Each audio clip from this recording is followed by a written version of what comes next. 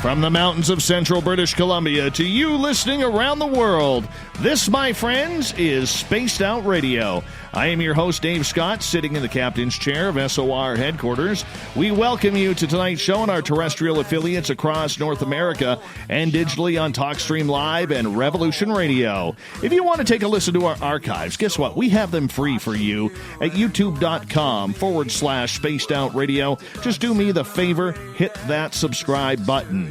You can follow us on Twitter at Spaced Out Radio for the show and my personal handle at Dave Scott, SOR. Our website is spacedoutradio.com, where we have a plethora of features for you, including rocking out to Bumblefoot and reading up on Captain Shirk's SOR Newswire. Tonight's show is brought to you by Chive Charities. Help make the world 10% happier by visiting Chive Charities today. You can find them on our website. Once a month, we are joined by Merle and a special guest here on Ghosts of the Great White North. Merle is an accomplished paranormal investigator out of Vancouver, British Columbia. He's investigated all over this province, along with areas of Washington State and Oregon as well. Merle's goals are to find critical answers in solving paranormal mysteries that have haunted people or places for decades, if not centuries. Tonight, we are also joined by Matt Lay. Fantastic beard, probably the best beard in the paranormal, to be absolutely honest. He's an author and a paranormal investigator out of the province of Saskatchewan. So, because it's so flat in Saskatchewan, do yourself a favor, take the time to just wave. That's all you got to do. Wave up there. Matt will be able to see you. It's so flat up there. Tonight, we will delve into the differences of paranormal investigations, how to find ghosts, and we're going to get into Mike's and Matt's really cool paranormal stories as well. Then at the bottom of hour number 3, I will bring you the SOR Newswire, brought to you by Paranoia Magazine. Merle, always a pleasure to have you here, my friend. How you been doing? Indeed it is. I'm doing very well. Excited to be here tonight. Think it'll be a good show. And I'm done with COVID. I'm done with it. Oh, I think we all are, my friend. I think we all are. I got to tell you, man, up here, you know, like just going to the gas station to grab a drink or pick up some fuel and having to play like it's like chess out there, man. It is like chess. You know, like I'm afraid to make the wrong move because, you know, I might be hit by the knight or the queen or the king or whatever, man. I'm scared about that. In the lower mainland where I live, I don't think people think it exists anymore. Yeah, it's pretty much getting that way. How about for you, Matt? How you been doing with it? Oh, doing okay. It's I've been in isolation now for a couple of years, so you know. Yeah, it's nothing new for us introverts, is it? No. You know, but watching the people around, it seems like because Saskatchewan has such low numbers reporting, you know, it's pretty much so business as usual. Just everybody's keeping their distance away from each other. Well, I can tell you this. My little town, thank goodness, knock on wood, has not had a single case up here. Not a single case, which makes me feel really good. And everybody's done their job to try and, you know, make sure we're not spreading it. But, God, I'm sick and tired of playing chess in the aisles, man. Totally. Oh, yeah. Totally sick. Now, for people on our YouTube channel making fun of my beard, okay, yes, I had a shaving accident over the weekend, okay? I'm not trusting myself with clippers anymore. I'm just not trusting myself. So that's just the way it goes. That's the way it goes. Gentlemen, top? What's that, Merle? Are you going to have the accident on top as well? No. The hair is fine. Leave the hair alone, Merle. Just because you can't grow any. That's not too fair. Gentlemen, we are going to talk a lot about the paranormal tonight, and I want to get into your stories tonight. And Merle, everybody is pretty familiar with you. Matt, it's been a couple of months since you've been on this show. Let's remind people, how did you get started in the paranormal? Because you're actually a United States Air Force veteran. You married a pretty Canadian girl, and you moved up north. But before that, you were very highly involved in the paranormal community. How did you get started? Well, it's back in 1986-ish, brain fog.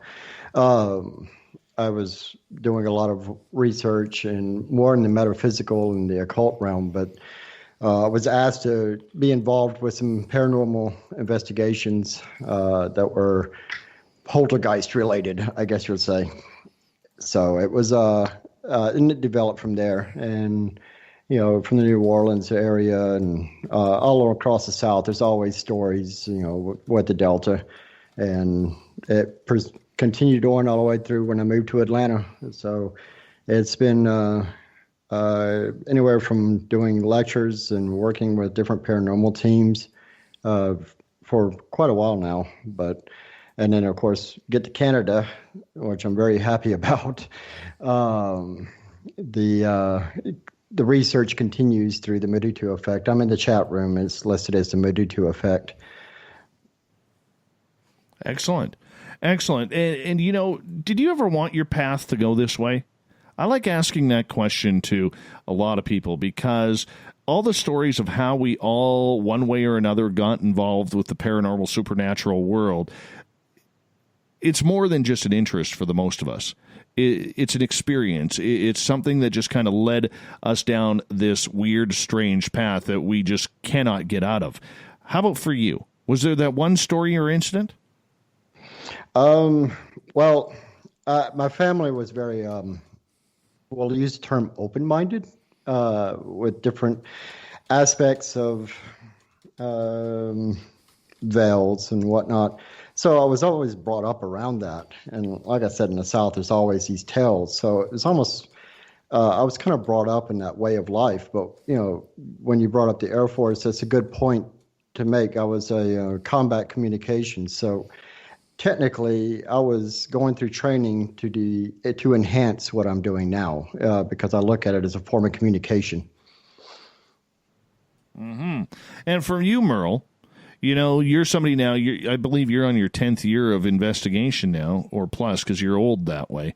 I'm just wondering, 15 years. Okay, so you're really old.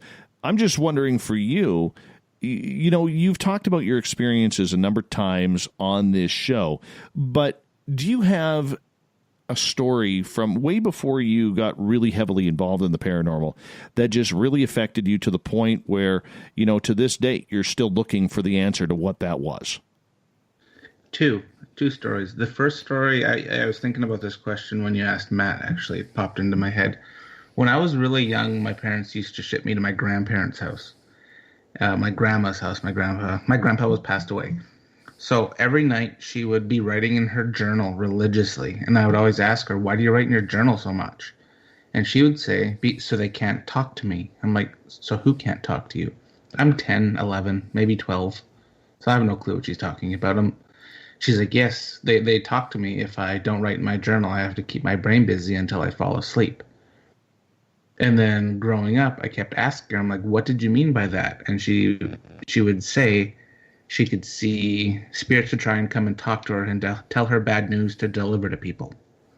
So kind of creeped me out. And then fast forward to when she was basically on her deathbed in the hospital. And one of my last conversations was with her was when she brought up that conversation I had with her. And she's like, remember that time when I was telling you I could see people that are going to send me a message? She's like, I talked to your grandpa. Grandpa came yesterday. Mind you, my grandpa has been dead for over 30 years. And he said, it's my time, so I will be leaving tomorrow. And lo and behold, she left. And wow. Yeah, so that made me think about like psychics and mediums, and that one really hit home when she said that when she died. And my first paranormal encounter was in a town called Winnipeg, Manitoba. And I've told this story before, but I was staying at my cousin's historic house, and we went out to go shopping, and I asked him why he didn't lock his door. And he said, well, my friends look after the house. Nobody was in the house. And it was in kind of a shady part of the town. And lo and behold, that night when I was trying to go to sleep on the main floor, it was like a giant, just picture a giant plantation house. That's what it looked like in like a city center. And he was sleeping on the top floor. I was on the bottom floor. And then there was a creepy, seedy basement that looked like a basement out of The Conjuring. And all of a sudden, I hear giant footsteps coming up the steps. The door slammed open. And then I'd hear a guy thumping around all over their kitchen. Then I went back downstairs. And by the time he hit the bottom stair, the door would slam. And it happened over and over and over all night. I even got up and watched it happen. And then that's what got me involved with wanting to know more of why that stuff happens. So when you had those experiences, Merle, I mean, those are pretty close to home for you with your grandmother and everything. You know, did you come from the type of family that I did where you just didn't talk about this kind of stuff?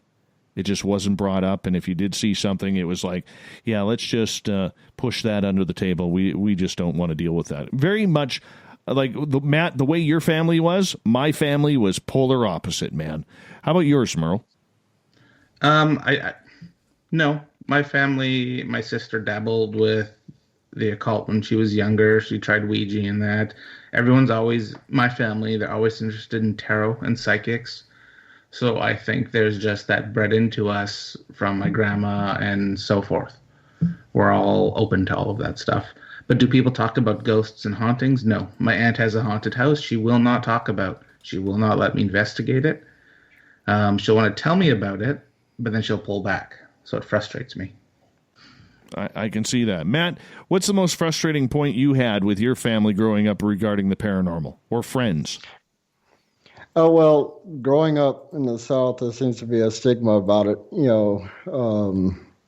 kind of like our current television shows that everything's demons. But, that's always the case. Instead of looking at outside of the family and close friends, because I keep my friends really close. But when you start going out and you try to discuss these things, immediately it's a stigma about it, that it's demons or something, immediately it's got to have a label to it that's based on paranoia and perception out of fear.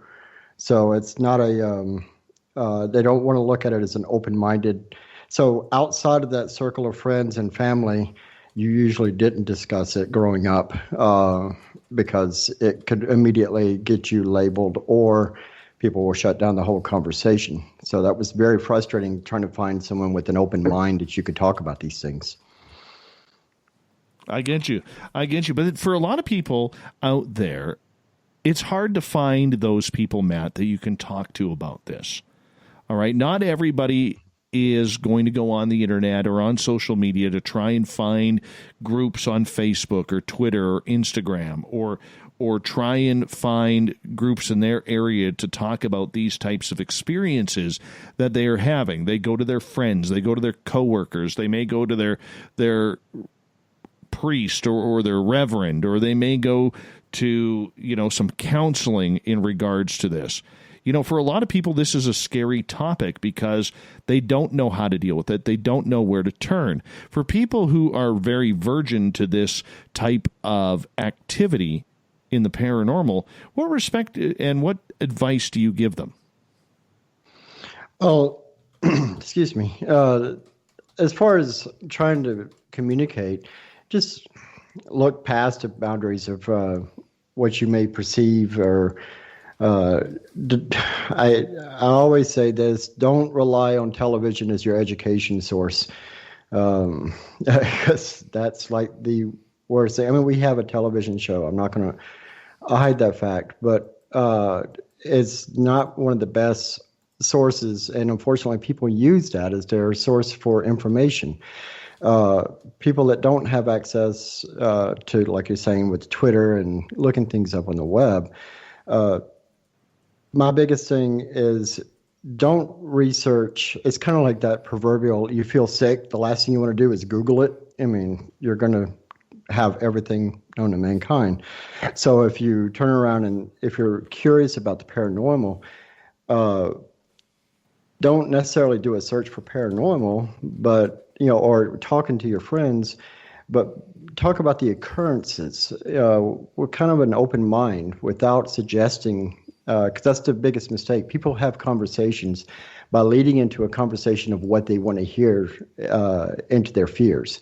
So, talk about the occurrences, be open about it. Don't hide, facts, but just saying, best example I can give is someone local here in Milestone, Saskatchewan, was dropping off something, and the doors were opening up on their own. And first thing he was talking to me about it was, I didn't feel comfortable. The doors were opening and closing on their own. And I said, well, did you feel a draft?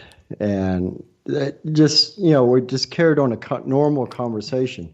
Now, however, if he was doing it out of fear and leading the conversation, his conversation would have started off with, I think something's in there, that one of the doors shut, and immediately I felt this, and then another door shut. And then if you exaggerate your fears, you feed that into another person, and that person will turn around and build off of it. I get that. Merle, have you had similar experiences with people who are new to this? Yeah, one thing I tell them is to lay off the shows, all of the shows, because if you're a fresh investigator or somebody interested, and you watch the shows, if you see a light flicker in your house, you're basically gonna think it's a demon. What I usually tell people to do is shop around the different teams, the different people in the biz, so to speak. Read some books, like older books on paranormal investigations, on haunted stuff, on the occult, because it all kind of molds into one pie. And come up with your own conclusions. Cross-reference with people that are trusted in the field, because through word of mouth, you're going to know who's good at it and who's not. Well, and that's a tough part, too. And it's funny because last month we had on a lady named Deanna Simpson who had this brutal haunting in the United States at her house. And the first thing she did was she actually went to Google. And she Googled her, paranormal teams in her area. And she said it was a complete nightmare. It made the activity at her home so much worse that literally she had to leave the house. It was that terrible. Because all these groups did was they learned from television, they learned to provoke, they learned how to stir things up, and because they didn't get any answers or they got scared themselves and ran out of the house, a lot of these teams, Matt, they actually forget that when you're dealing with residential type hauntings, you're dealing with people's lives, maybe children, even pets. Oh, yeah. Now, we've actually had a situation with multiple teams have been at this location in Regina. And aside from taking money from them, a great deal of money, turns out the daughter was autistic, and they were trying to convince the family that she was possessed. This is the kind of things that some of these teams, so that's one of the things I always warn people about is if you're talking to a team and immediately they're holding their hand out for money for them to come and check you out or just have a conversation, that should throw up a red flag right away. Agreed. Okay, but a lot of people don't understand that because they're not in the field. They don't know where to look, Mike. That's true, but you shouldn't be charging people to help people in this field. Like Matt was just saying, putting your hand out for that stuff is a huge red flag. Okay, so for people who may not understand, what is the issue with charging? It's because it's in my opinion, I'm doing it as a volunteer to help people. And I think most people in the field are doing that too. And you're also doing research. You're doing your own research. That's the key word right there. Yes. Is because why are you charging to learn more? Exactly. Yes. Well, I think it goes beyond that, though. Okay, like I know you two pretty well, all right, and I can say that I would trust both of you to investigate my own home, and Mike knows my house is filled with spirits, all right, and I would trust that, and I would trust that opinion on everything. But for a lot of people out there who are not in the know, gentlemen, as we got about 3 minutes to go before we go to break at the bottom of the hour, they have no clue what it's like. They just want the problem gone. You know, they saw Ghostbusters. Yeah. I'll give you $1,000, or you give me $1,000 and I'll get rid of Satan underneath your crawl space tomorrow. No, I understand where you're going with that. Okay, but there's a lot of naivety out there, though, Merle. I agree. I think if people are charging, they're preying on vulnerable people that are just looking for help and will do any means necessary to get rid of the issue, which is not good. It's like prey. Well, explain on that, though. If you're so desperate to have relief in your house of something that's haunting you or terrorizing you, you're going to do whatever it takes. There's probably a lot of groups out there that don't care if they get rid of whatever is terrorizing you, but if they get a cool EVP and some cash in their pocket to go buy a new K2, they'll be happier than a pig in mud. Okay, I get that, but take the money aside, Mike, and let's go with this for a second. Take the money aside, throw the money away. Let's say it's a volunteer group. A fancy website or a good Facebook page with plenty of followers doesn't dictate whether or not a paranormal team is qualified to be going into someone's house. I agree. Yeah. Matt, what's your thoughts on that? Well, the biggest thing is pay attention to the questions that they're asking, because they're going to ask a lot of questions. And they're never, let's say it's a volunteer team, and they show up and immediately they want to do an investigation without doing a preliminary walkthrough or have an interview with you, or so they can watch your body language and everything. When they want to just go straight to an investigation, that immediately should also throw up a red flag. They may have the best intention in the world, but these are what I call enthusiasts. And these are people that are there for the rush, not for the investigation. But that's literally, you and I would know, any of us listening who have been paranormal investigators would know that that's literally 90% of the field. Agreed. Yep. So with that, as we got about 40 seconds, Matt, how do you decipher who's right and who's wrong, who's doing it correctly and who's not? Because if you're not familiar with it and you've only watched a couple of shows, you're going to be pretty screwed. I have one word. What is that? Intent. That's how you can tell the intent of a group. All right. Well, let's expand on that when we come back from the break, guys, because we do got to go to break here at the bottom of the hour. We got Ghosts of the Great White North. It's happening tonight. We are here once a month with Merle. Yeah, Merle's here.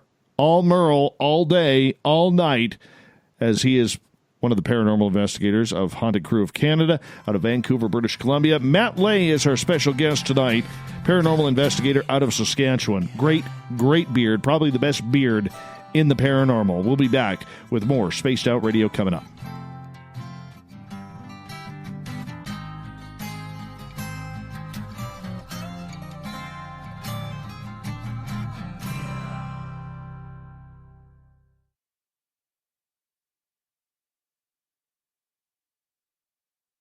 Hey, space travelers, this is John Resig, founder of the Chive and Chive Charities. If you know anything about our website, you know we like to do things a little differently.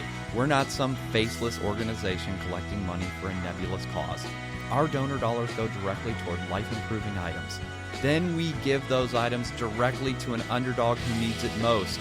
To become a donor with Spaced Out Radio's official charity, Chive Charities, just go to chivecharities.org/donate. From the heartlands of Canada to beards around the world, we know how to take care of you. Fill your follicles with the Mighty Moose Beard Oil. All our oils and balms are handmade and 100% natural ingredients because we care about your beard. And hey, use the promo code SOR2019 and get your Mighty Moose Beard Oil today. You can check us out on our website, mightymoosebeard.com.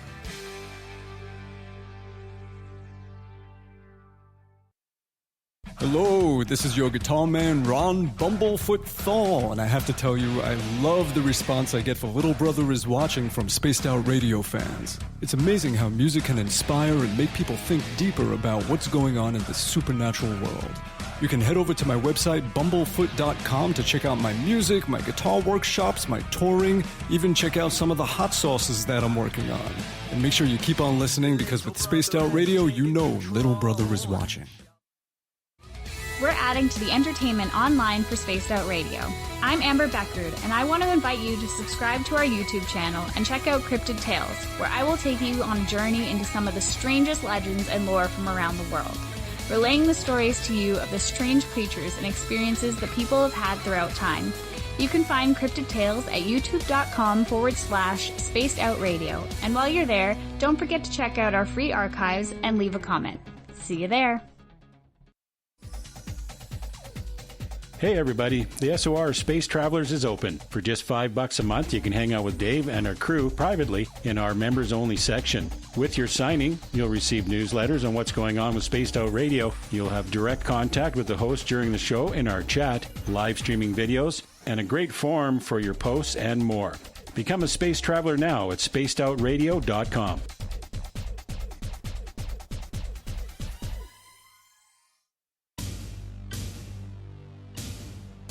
You wanted new SOR gear, and now you can have it. The SOR Vault is fully stocked with t-shirts, hats, hoodies, mugs, and everything in between, with great logos for you to choose from. So head on over to spacedoutradio.com, click on the SOR Vault, and go shopping. Pricing is quite affordable, and you can look good representing your favorite show. So go to our website and pick up your new SOR wear at the SOR Vault today.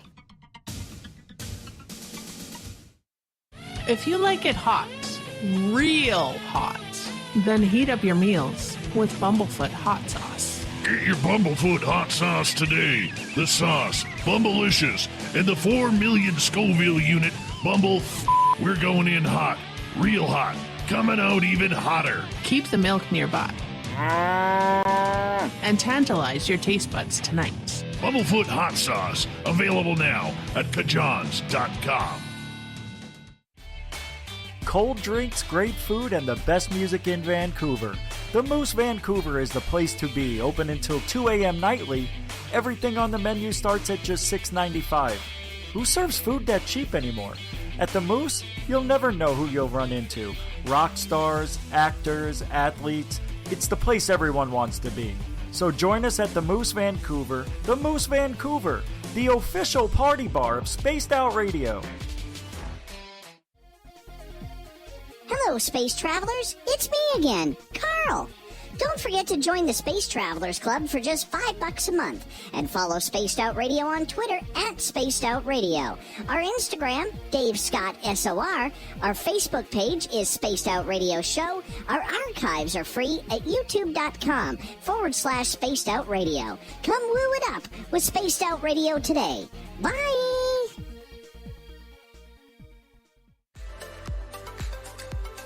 Are you looking for great advertising value for your company? Look no further than Spaced Out Radio. We have a multitude of places to get your name out there, including commercial ads during the show, special promotions, and banners on our website. Our audience is proven to support the companies that support our show. We can make your budget work for you. So for more information, please contact us at sales@spacedoutradio.com. At spacedoutradio.com, we are keeping you up to date on all the news with the SOR Newswire. Captain Shirk leads the team that is bringing you the news of the day and exclusive stories on everything paranormal and supernatural. It's free to read, it's updated daily, and it's right there for you. The SOR Newswire is a one-stop shop for the news of the day. Check it out at spacedoutradio.com today. Need that weekend supernatural fix? Look no further than Spaced Out Saturday right here at spacedoutradio.com. I'm Stacey Edwards. And I'm John Edwards. Each Saturday night, Stacey and I are going to bring you the best in paranormal, cryptids, UFOs, you name it, and we're going there. It's all about the experience and to share the knowledge with all of you. So tune us in every Saturday night on Spaced Out Saturdays, starting at 9:06 p.m. Pacific, 12:06 a.m. Eastern, only at spacedoutradio.com. We're taking Sunday nights out of this world on Spaced Out Radio.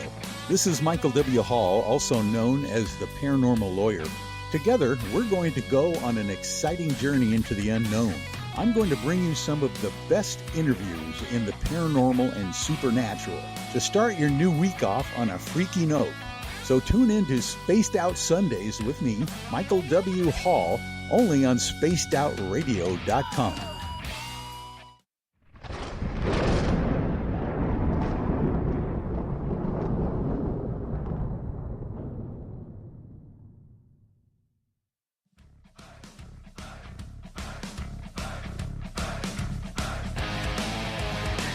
Welcome back to the second half hour of Spaced Out Radio tonight.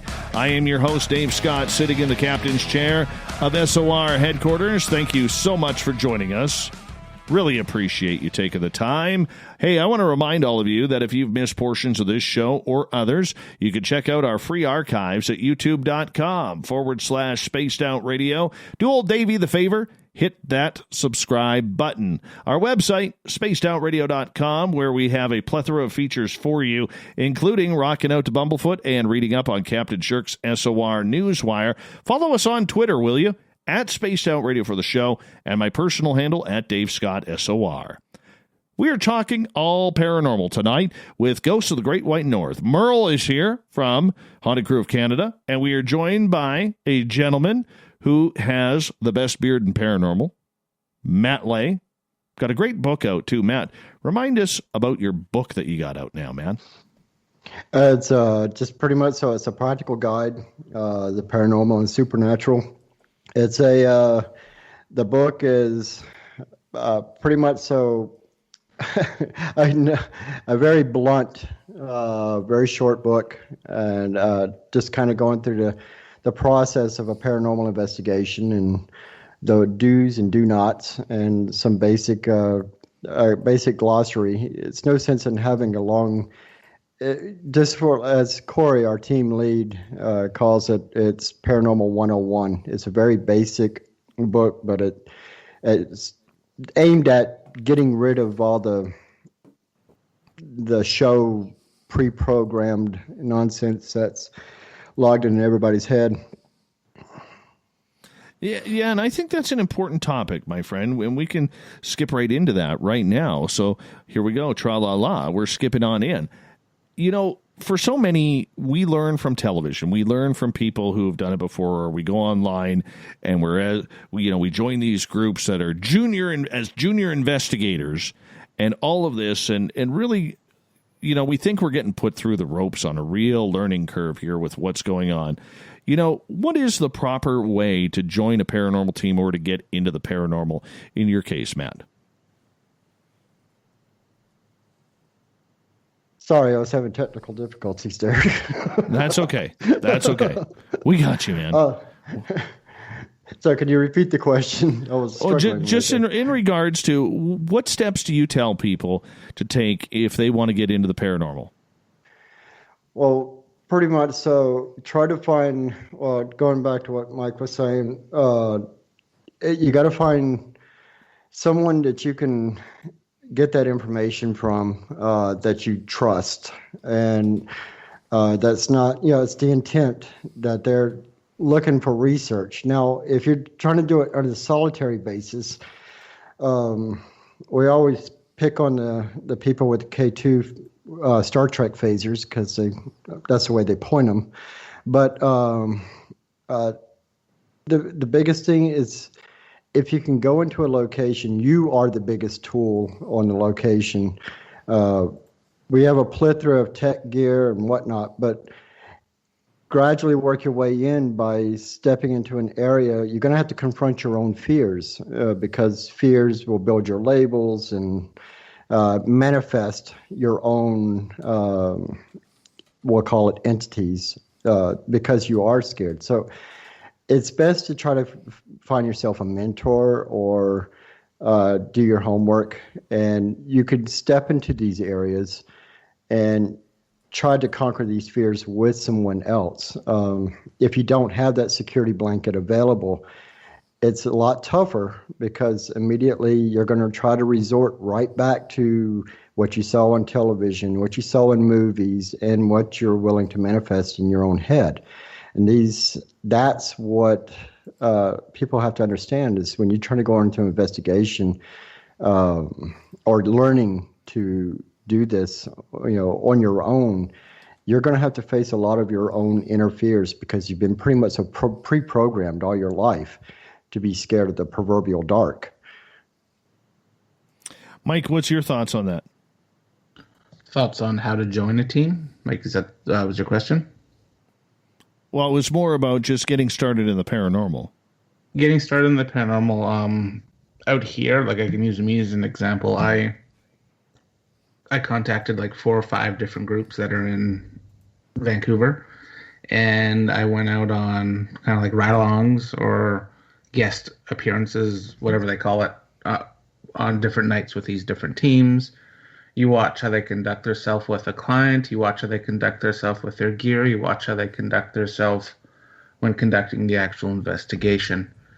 And that's how I drew my conclusion. A couple of the teams I went out with, they were just there to cause a ruckus and really not help the client.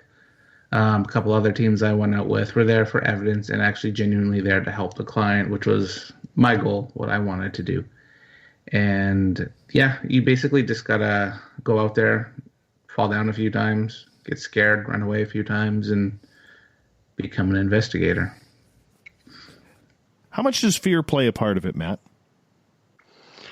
Well, I think that's a twofold answer. For the enthusiast, that's their driver. They want to be scared. For the investigator, because unfortunately enthusiasts get categorized into that. Remember that 90% that we were talking about earlier. So, because most of those are just enthusiasts. They want to go in for the rush, for the scare. But as far as the researchers, yeah, you're going to have we have to look at it as a legitimate researcher. You're going to be scared at times. You're going to be startled. I think that's the key word I'm looking for. Anybody touches you in the dark, or you get something slammed in the dark and you're not expecting it. Of course it's going to startle you. But the biggest thing is to keep the fear out of the equation, because if you're startled and now you're shaken up and you're scared, you're going to have to stop and step back. And I guess the key word I'm trying to say is become more analytical to why that happened, or as an opportunity. Look for opportunities versus chasing fear. Because if you chase fear, you're going to miss your opportunities. And, because a shadow play on the wall and immediately you label it because you're scared could be as simple as a car driving by.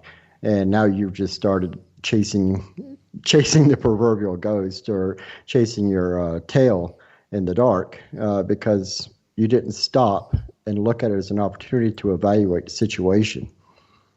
Well, did you know, Matt, what you were chasing the first time you went on a paranormal investigation?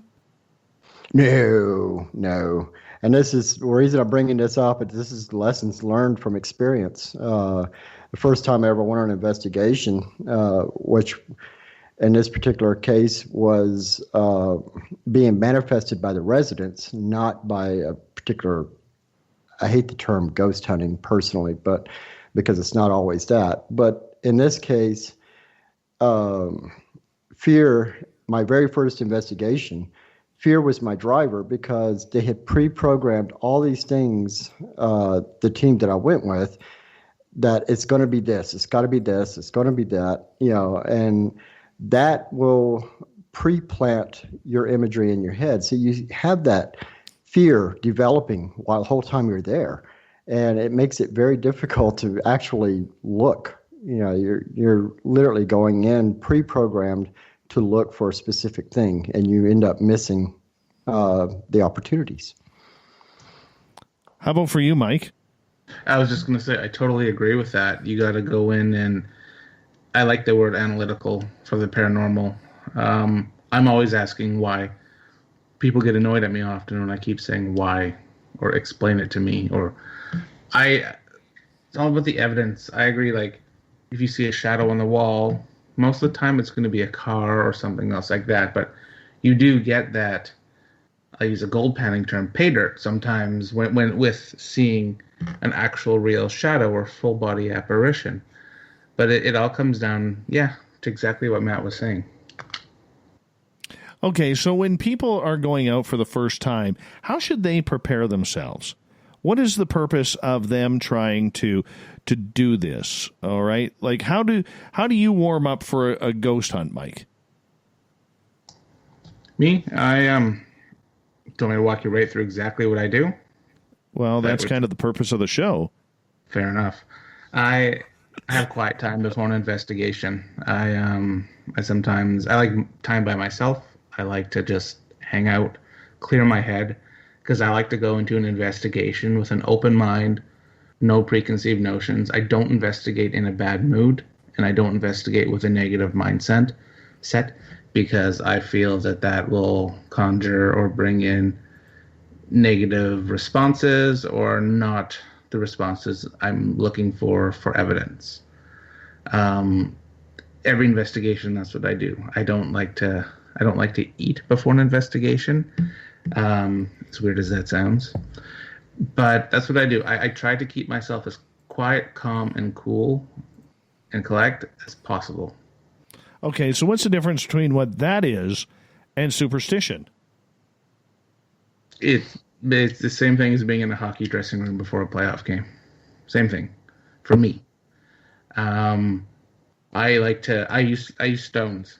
I use onyx and I use rose quartz personally for me, for protection before going into investigations. I don't feel right without those.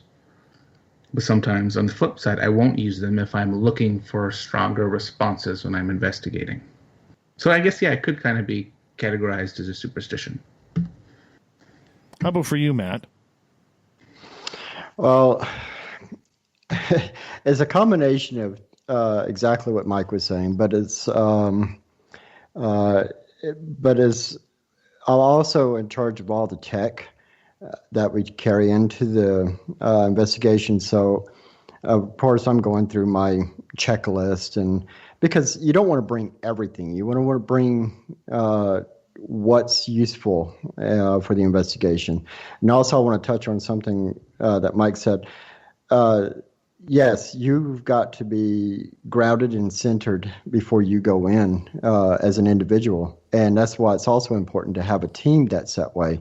Because if you're going in, let's say, for example, you have a team member that's had a really bad day and starts creating odds within the team, that's going to actually create a negative atmosphere. And it's going to really contaminate the investigation. So, but it's important for each of us, and we all do the same thing. So when I speak for me, I speak for all of us. We're thinking about grounding ourselves, staying, I hate to use the term stay positive, because there's always going to be, like, on your way out to the investigation, somebody cuts you off in traffic or something like that. Let's be real. But you've got to stay centered and focused and, mostly grounded. So me, as a personal technique, I'm just more or less focused at the task of hand.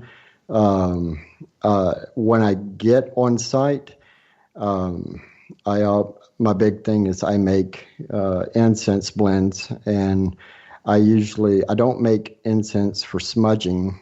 That's been like the constant question that I get. I make incense as an offering. Whatever I feel that's in the area. Now, this goes along the superstition part of it, but it helps myself and the team feel like we're being welcomed. Makes sense. And so when you go on that investigation, and Mike, you have gone into places where you have gone running out, with your shorts feeling a little droopy afterwards. I mean, everybody knows those stories. When you go into an investigation knowing that there is clear case hauntings there, that there is a lot of activity that has scared a lot of people in that area, do you change your tactics or the way you do things as per the location or the type of investigation that it is? Because I think a lot of people, Mike, believe out there that an investigation is an investigation. It's not about changing your tactics for, say, going into a place of business comparatively to going into someone's home where maybe there's children who live there? Fair enough. I don't change my investigative style. How you see me, Dave, when I come up there is how I am everywhere I go. What I do alter will be the type of tools I use, the type of questions I ask, depending on what the haunting is. But example being, if I'm going to a place where the client's being like, over there's cold spots, we see a shadow walking around that appears to be cold, I'll bring my FLIR camera and we'll use that. Versus a K2. I don't personally use a K2 often. I prefer a millimeter over a K2. I find them more accurate. But no, I try to be consistent with how I investigate. But like I said, what I will tinker with is the questions I ask and the tools I use. Excellent. How about for you, Matt? That's the same identical concept. But around here, let's say, for example, if I go on one of the locations that's a reservation, I'm going to be considered at that location, and I might change the tools, but I may also change my tactics a little bit, only out of respect for the land, and because that's, at the end of the day, it's to be respectful, and go into a building, you find out the history and whatnot, so I might adapt to that history so that I have a better understanding, and also the people there. If they're just absolutely petrified, for example, when we're doing our first sweep and doing a walkthrough, we're going to be very considerate of the individuals there and choose our words not to induce fear, and be more understanding of their emotions. And so those tactics might change, but but like Mike said, we only bring the equipment that is more focused on, like you said, the cold spots or the particular activity. It's like we always pick on the K2s, but we like using the tri-fields, and because we're looking for any type of natural earth magnetic field interference or anything like that. So if it's a situation where people are, we know how high levels of EMF can mess with people at time. And we've actually been able to track down towers that were causing or contaminating the area. So, but yeah, it's more of you change your tactics based out of respect, but you're changing your technique is never really going to change. I got to ask you guys, because it's easy, and a lot of people out there will always say, oh, you use that piece of gear? Oh, that's a piece of junk. Why aren't you using this? But what is the most underrated piece of equipment that a new person to the field, Matt, could use or should pick up, and why? The simple, most underrated item, I would say something as simple as a recorder or even just a camera, because what you may sitting in an empty room say, this has happened to me. I'm just speaking from experience. 4:00 in the morning, no activity. I am bored out of my mind. We're ready to shut down. I am done. And turn around, start reviewing the information. And it turns out we caught a swath of information. So that's why we start doing real-time review while we're on location, so that we know these hot spots. But as far as those are simple tools, but the simplest tool that's underrated and hardly ever mentioned, and I'm a tech guy, is very rarely mentioned, is yourself. And we are the best tool on these investigations. Now, for validation and to look deeper and delve deeper, a simple digital recorder and a camera is usually what I recommend, is just like your first basic tool. If you want to eliminate certain things, whatnot, some type of simple EMF detector just to make sure that the wiring is good in the house or the location. But as far as just getting started, a simple digital recorder and a simple camera, better if it has IR capability so that you can see in the dark. But that's what I would recommend. That's just me personally. And a lot of people, though, Matt, they will spend and spend and spend a lot of money thinking they need all of these tools, all of these gears. If you're brand new, how much should it cost you to set up in order to become a paranormal investigator? Well, if you have a laptop, there's one, so you have some way of storing your files, your information. That would be great and useful. So, I mean, if you're looking at, we're going to eliminate the concept because a lot of people have laptops, some way to move files over, or a computer. But so you can get a simple camera with night vision capability, and that's, I don't know how much they run nowadays.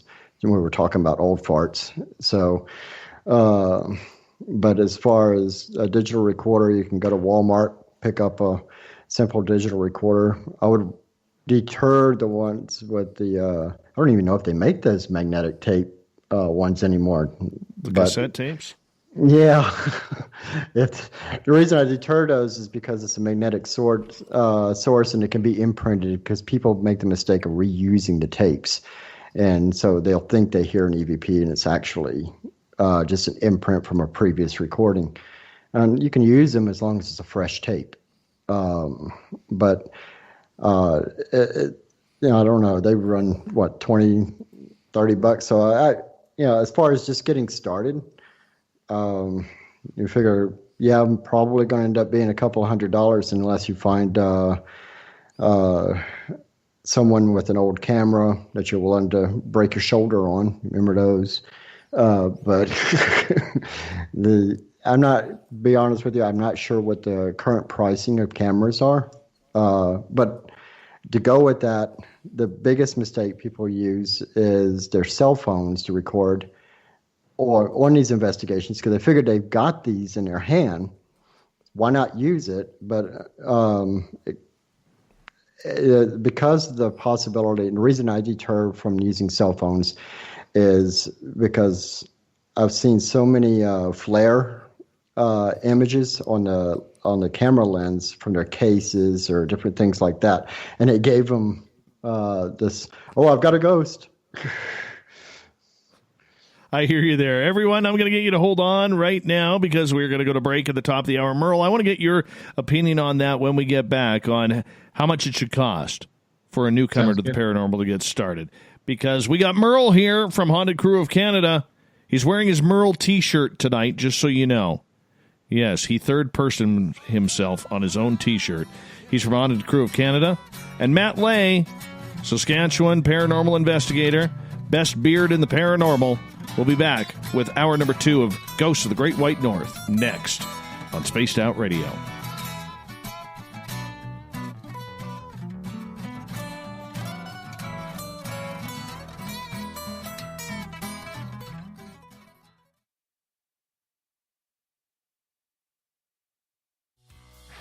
Hi there, this is the paranormal lawyer Michael W. Hall. I'd like to invite you to listen in each Sunday night where we're going to open up your eyes to everything strange and paranormal. I will be hosting some great guests with topics that affect us all, such as UFOs, ghosts, and everything paranormal. Let's learn together on Spaced Out Radio Sunday with myself, Michael W. Hall, the paranormal lawyer at spacedoutradio.com.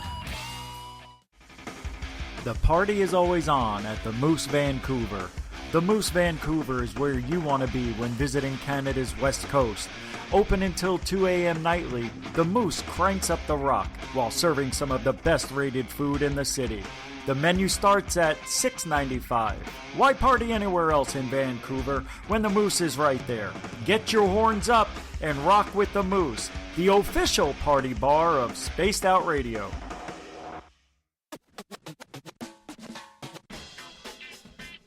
The SOR Vault is open for business, and do we have some cool swag for you to pick up? All you have to do is head over to our website and click on the SOR Vault. You have a variety of cool logos to choose from, and put them on anything you want. T-shirts, hoodies, hats, coffee mugs, you name it, we can get it to you.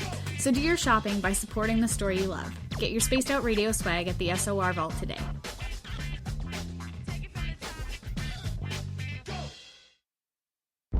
Are you intrigued by Paranormal Talk Radio? You'll love the new Paranormal Radio app from TalkStream Live.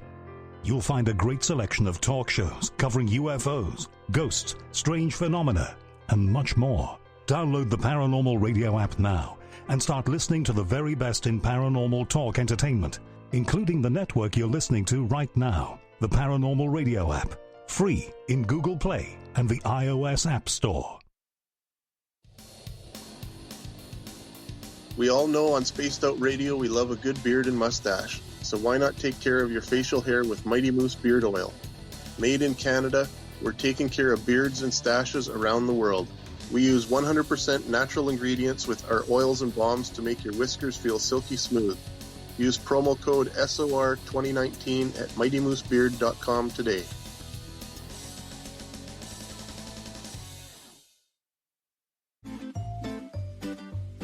Looking for creative ways to get your company out in the public? How about advertising on Spaced Out Radio? Our sales department is waiting to hear from you, and we can work around any budget. From commercial spots to banners to special promotions, there are many opportunities to get your name and product out to our SOR listeners. For a price guide and more information, please contact us at sales@spacedoutradio.com.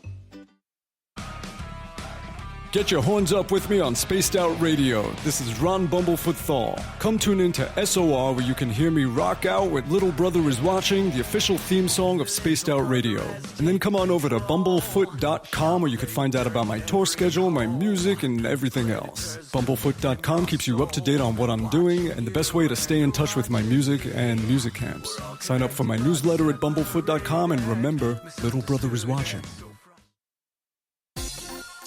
For the price of 1 cup of coffee a month, you can become an SOR Space Traveler. The Space Travelers Club is a place where you can interact with other listeners, either live during the show or on our great forum. We want your stories, pictures, comments, and ideas.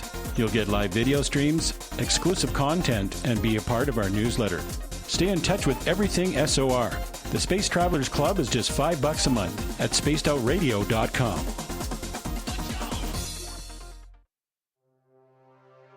We are scouring the world for the most intriguing stories of your day. Take the time to read up on the SOR Newswire, where our team, led by Captain Shirk, will deliver to you some of the best paranormal and supernatural news, along with some stories that will blow your mind from the weird to the wacky. It's the news outside the news that piques interest, and that's what we're looking to deliver to you. The SOR Newswire, only at spacedoutradio.com. Hey, space travelers, this is John Resig, founder of the Chive and Chive Charities. If you know anything about our website, you know we like to do things a little differently. We're not some faceless organization collecting money for a nebulous cause. Our donor dollars go directly toward life-improving items. Then we give those items directly to an underdog who needs it most. To become a donor with Spaced Out Radio's official charity, Chive Charities, just go to chivecharities.org/donate. Are you an experiencer of something strange that can't be explained? Do you want help finding out what's going on? I'm Ryan Stacy, head of the Experiencer Support Association, otherwise known as TESSA. We've teamed up with Spaced Out Radio to investigate cases filled out in the SOR Sightlines report. We are independent and there's no cost to what we do. All we need is your experience. Let's find out what's happening together on the SOR Sightlines report. Hey everyone, I'm John Edwards. And I'm Stacey Edwards. Together we're taking over Saturday nights on Spaced Out Radio, where we're going to bring our own experiences of the paranormal and talk to the best people we can find to help bring you answers to your strange tales. We're here to entertain your need for weekend woo! So tune us in at spacedoutradio.com starting at 9:06 Pacific, 12:06 a.m. Eastern, where we can all get a little spooky together. Spaced Out Saturday nights right here at spacedoutradio.com.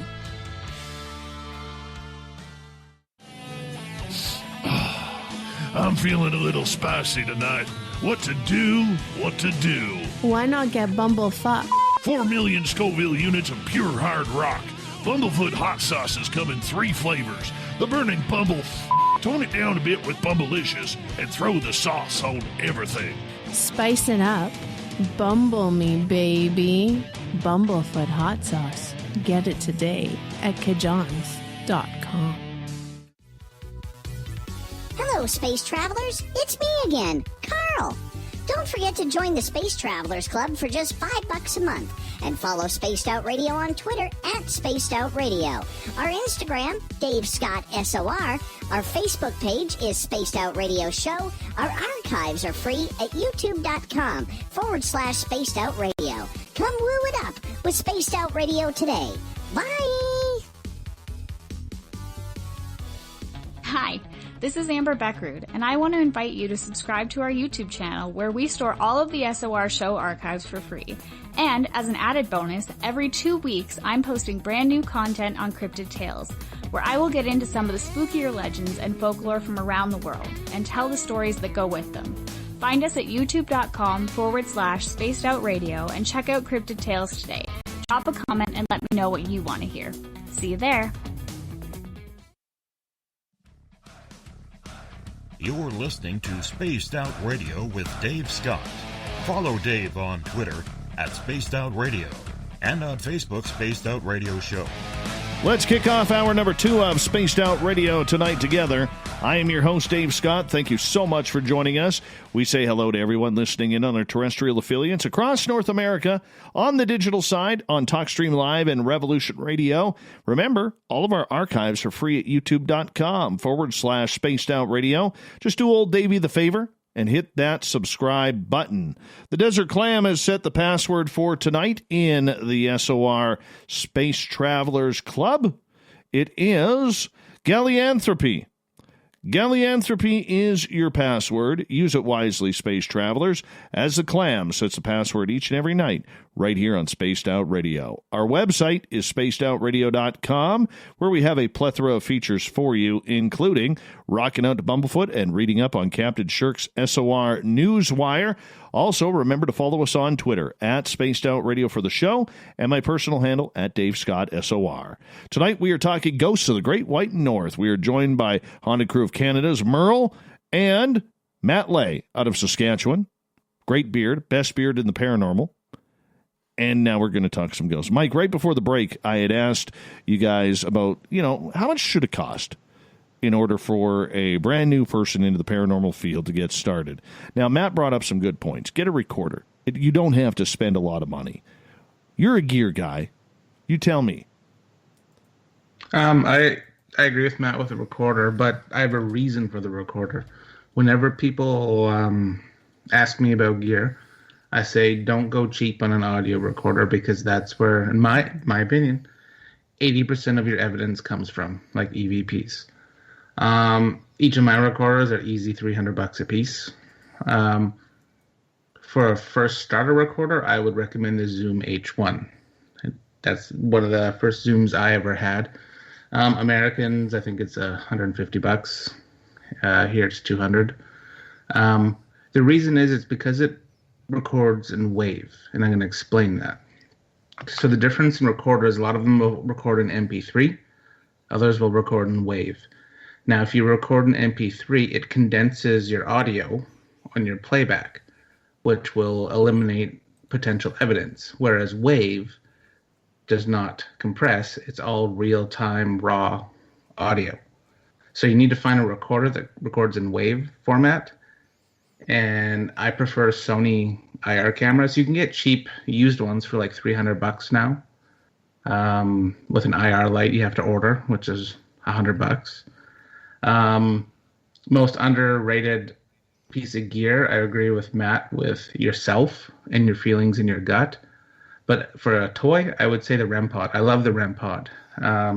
We get a lot of cool audible responses on it. Like, if you're here with us, make the REM pod make a noise. And a lot of times it'll beep and whatnot, which I find kind of cool when it's audible answers. But yes, audio recorder and video recorder. I appreciate that. Thank you so much. And with everything that you guys go and make happen, when you're looking for ghosts, okay, what do we need to be looking for, Matt?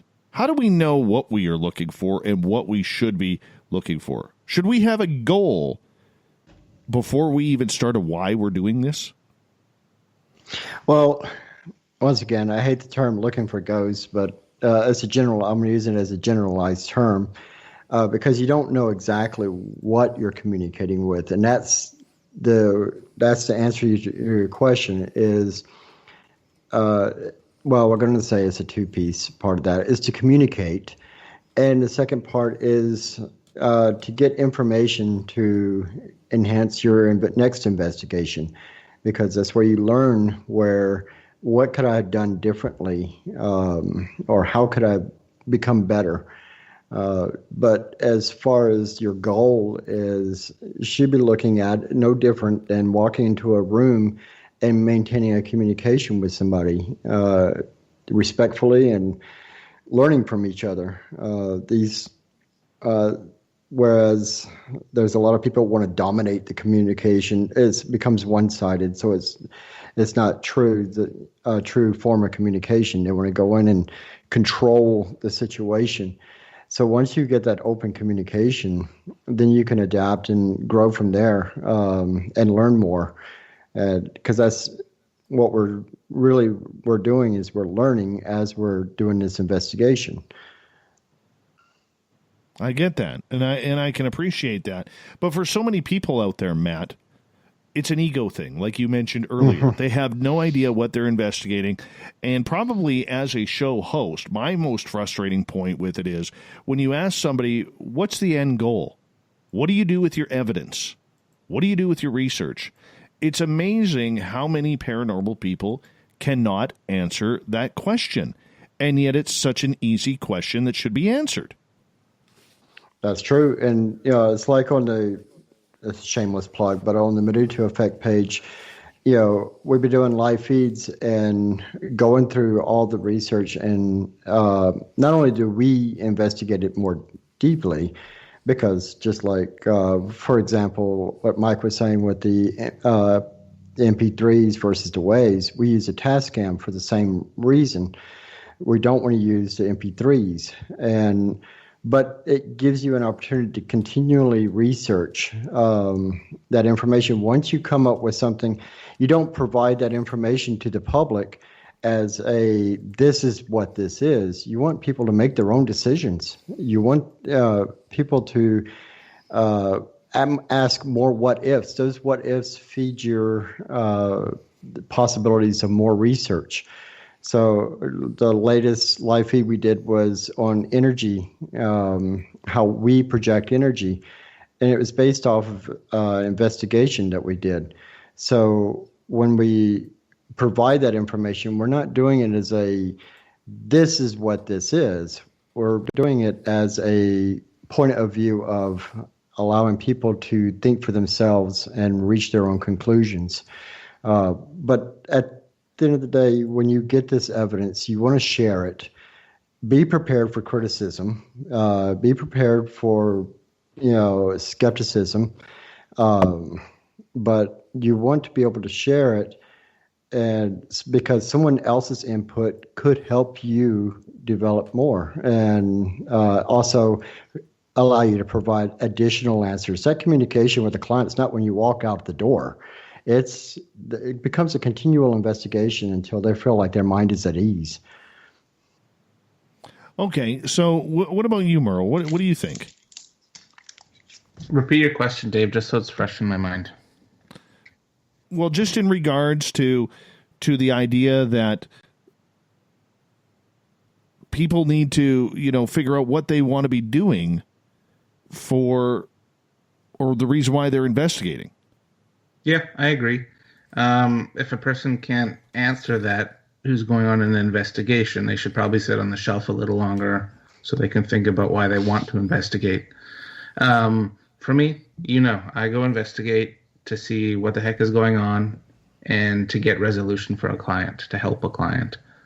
I like to obtain the evidence and research the evidence and then I will bring my conclusion to my complainant, well, it's a work term, to my client, and find resolution like that. We always go back to the client. I find with residential investigations, the aftercare is the biggest part of the investigation, making sure their house is okay, because you're not just going to leave them high and dry. Because sometimes when you go into an investigation, it's like poking the bear. You go in there, you get a couple EVPs of things, and while you're going through all your evidence, usually we try to give a 2-week turnaround with residential clients. You're getting phone calls and texts all hours of the day saying that their activities are ramped up, but then you want to know, why is it acting up? So yes, you go on your investigation, but then you got to be prepared to help your client, not abandon your client, and solve the issue that you potentially could have made worse. All right, let's get to a question from our Space Travelers Club from Joey, who is asking, and Matt, we'll start with you on this one. Do you feel there are minimum standards for your digital recorder, such as an uncompressed format like WAV, a simple rate of 96 kbps, or more a 24-bit A to D conversion? Also, do you use adequate internal shielding to prevent external RF interference? That is actually, I love those questions. I'm going to answer it in the shielding part of it. Yes, you want to make sure, because outside interference, we do utilize shielding on these. A simple Faraday cage will also help, but you want to use. Also, keep in mind that if your microphone, if you're using external mic or whatnot, always validate it first to make sure that you have proper grounding. As far as the bit rate, I'm not as much concerned about as much as I am the timing, because once I go to review that information in the WAV format, I'll listen into it because it'll record in 48, whereas I may slow down the timing or speed it up, because timing is, we don't know what the equation is. We know what the equation for time is here in this physical world, but we don't know what the equation is on whatever other realm that is. And so because of that, we have to look at timing. When we review the audio, we'll play with the timing just to make sure we're not missing something, because that imprint could be recorded at a different timing sequence.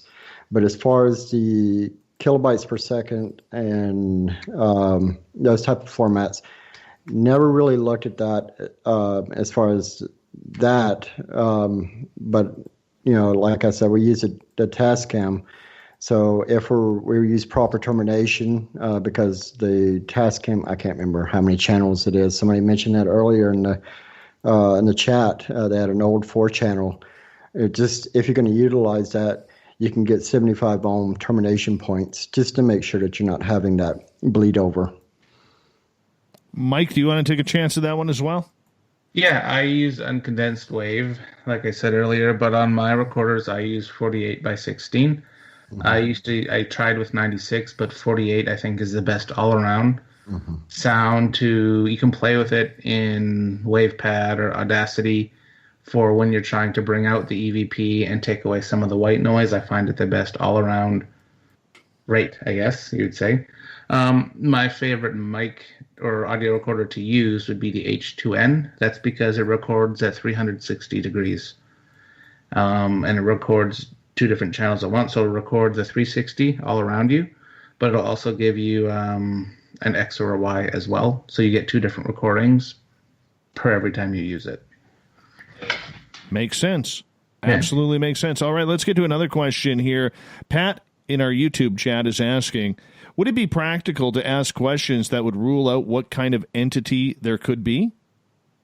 Mike, let's start with you. There are, but next hour we'll get into the different types of hauntings, but to rule out the entities, you could be dealing with a normal spirit who's just a guy that died. You could be dealing with a trickster spirit, which is someone that could say he's a devil, but really he's just a spirit. I don't think it'll rule out what you're dealing with. I think how you rule out what you're dealing with is how your surroundings and how you are reacting to the investigation. I wouldn't use EVPs for that all the time, but you can. How about for you, Matt? What do you think? I have to, the short version is 100% agree with Mike. He pretty much just nailed it on that one. It's not about... What's the long version? Give us the long version. Well, we look at it as not just spirits or ghosts, but, also looking at the concept of maybe you're dealing with the multidimensional aspect or projected energy from the people if it's a residential. So asking questions, your questions are always pretty generic. You don't want to be too pointed. When you start getting too where you're not really getting plausible answers, it seems very erratic. You might ask, for example, we just moved to this building, which is where we're continuing our research, but we've discovered there's activity here. So when we ask questions, it was formerly a bank built in 1912, and 1913. So we ask questions like, did you work here? Did you come here to do business? Or we might ask pointed questions along those lines. And if we start getting responses, it does kind of steer you in the direction of where you're looking.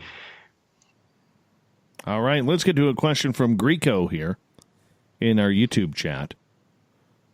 Where does the energy go when your batteries get drained? Matt, let's start with you. Ooh, first of all, for people who may not understand what that question means, if you could define what that means and then go into the explanation.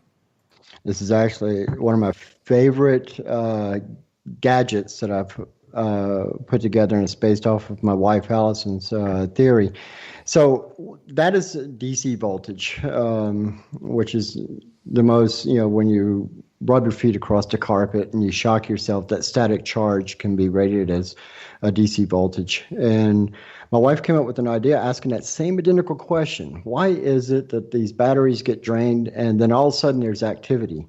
So she worked with another person, and together they came up with a device that provided strictly DC voltage. Well, I turned into Tim Taylor from Home Improvement, and I had to make something bigger and better. And what I do is I have a device that's called, we nicknamed it the Anubis Gate. It provides 1.2 million volts DC in a plasma field. And we do realize we do get activity. So the natural DC field that this occurs, this is something a lot of investigators are still exploring. There's new static field testers, and they're really cheap now. Paranologies out of California is also doing a lot of research with that. But fortunately, they're not charging exuberant prices. But that static field that normally is around us, which has come to equate to, I feel a cold spot on my arm. That could be that static field around you that's being drained. We don't know that for a fact, but it's still being explored. So why is it being pulled? That's a really good question. Where does it go? Our theory, everything that we do is theory. And so please understand that. So when our theory is right now is that it's being pulled, or the battery drains are being pulled to allow them to better communicate, also to either manifest or communicate however the situation occurs. So that's why we've turned our focus more into DC fields. Mike, I want to get your take on that regarding the battery drain. My take on battery drain, I do believe it's paranormal. I do believe it is a ghost trying to manifest and possibly communicate. That's why I use an EM pump. An EM pump is basically emits it acts as like a battery to a spirit versus them draining your gear, essentially. I don't know too much on it, but that in my opinion, just being in the field, when example would be when you're like, oh man, I'm starting to feel cold or uneasy, but then all of a sudden, I usually will be like, okay, our battery's going to be drained next, and usually 9 out of 10 times, that's when all of our stuff starts dying, or we need to replace the batteries. So when you're investigating, how many batteries are you going through? Sometimes I never change them, and sometimes I change them maybe 2 or 3 times, depending on... I can use your 108 Mile post house as an example. That place just loves to drain the batteries. I will easily go through a couple sets. Always my camera.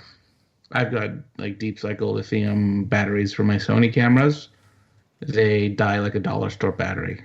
So I always will have all 5 of them with me, ready to change. And same with my Zoom audio recorders. Those drain like they're on dollar store batteries as too. And I believe it's because there's so much energy and activity in there that they just hijack all your energy. Gotcha. I mean, the amount you change them, it's almost like underwear for you, my friend. Sometimes. Yeah. Can I plug in real quick? Absolutely, please do. Where possible, just as a recommendation, there are some devices that have either a 5-volt or 12-volt adapter on them. And that's what we've been doing is we used as recharging packs because they have the light up to show you how much of a charge is left. So when we do get battery drains, we still get multiple hours out of it, but we can actually see if it goes from 5 or 6 bars on it down to 3. We know we still have several hours left, but we can actually visually see that sudden drop in that pull. And so, but unfortunately, like with the Tascam, we can't put a power adapter on it by using these, but they sell the little rechargeable power packs that are 5 volts or 12 volts. And we keep an arsenal of those charged at all times so we can just real quick pop them on. Is it only, and we only got about 40 seconds here, Matt, but is it only on paranormal investigations where this happens, or does it happen on other investigations? Say you're going through the forest and you're trying to find cryptids or, work with UFOs and aliens. We've had it actually on multiple investigations. So the common ground, we can't find a true common ground why the battery drains, but it happens on several investigations, more on paranormal investigations with hauntings and whatnot. But we've been in locations where there's known UFO activity. And because I'm assuming, what happens when you assume. Yes. Yeah, but the theory, I'll use the word theory. Well, keep that thought. We'll finish it when we get back from the break here on Spaced Out Radio. Matt Lay and Merle, Ghosts of the Great White North, continues right after this on the Mighty SOR.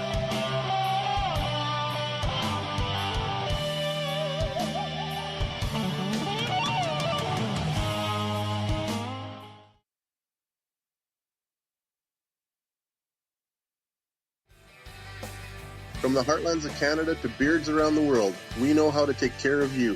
Fill your follicles with the Mighty Moose Beard Oil. All our oils and balms are handmade and 100% natural ingredients because we care about your beard. And hey, use the promo code SOR2019 and get your Mighty Moose Beard Oil today.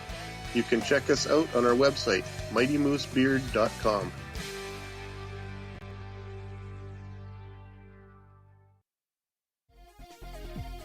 Hello, space travelers. It's me again, Carl. Don't forget to join the Space Travelers Club for just $5 a month and follow Spaced Out Radio on Twitter at Spaced Out Radio. Our Instagram, Dave Scott SOR. Our Facebook page is Spaced Out Radio Show. Our archives are free at youtube.com/Spaced Out Radio. Come woo it up with Spaced Out Radio today. Bye! Hello, this is your guitar man, Ron Bumblefoot Thal, and I have to tell you, I love the response I get for Little Brother is Watching from Spaced Out Radio fans. It's amazing how music can inspire and make people think deeper about what's going on in the supernatural world. You can head over to my website, bumblefoot.com, to check out my music, my guitar workshops, my touring, even check out some of the hot sauces that I'm working on. And make sure you keep on listening, because with Spaced Out Radio, you know Little Brother is watching. We're taking Sunday nights out of this world on Spaced Out Radio. This is Michael W. Hall, also known as the Paranormal Lawyer. Together, we're going to go on an exciting journey into the unknown. I'm going to bring you some of the best interviews in the paranormal and supernatural to start your new week off on a freaky note. So tune in to Spaced Out Sundays with me, Michael W. Hall, only on spacedoutradio.com. If you like it hot, real hot, then heat up your meals with Bumblefoot hot sauce. Get your Bumblefoot hot sauce today. The sauce, Bumblicious, and the 4 million Scoville unit Bumble. We're going in hot, real hot, coming out even hotter. Keep the milk nearby and tantalize your taste buds tonight. Bumblefoot hot sauce, available now at kajans.com. Are you looking for great advertising value for your company? Look no further than Spaced Out Radio. We have a multitude of places to get your name out there, including commercial ads during the show, special promotions, and banners on our website. Our audience is proven to support the companies that support our show. We can make your budget work for you. So for more information, please contact us at sales@spacedoutradio.com.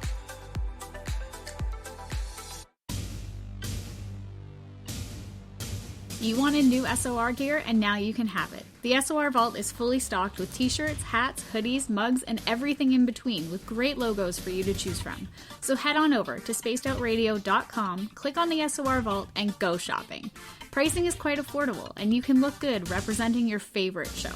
So go to our website and pick up your new SOR wear at the SOR Vault today.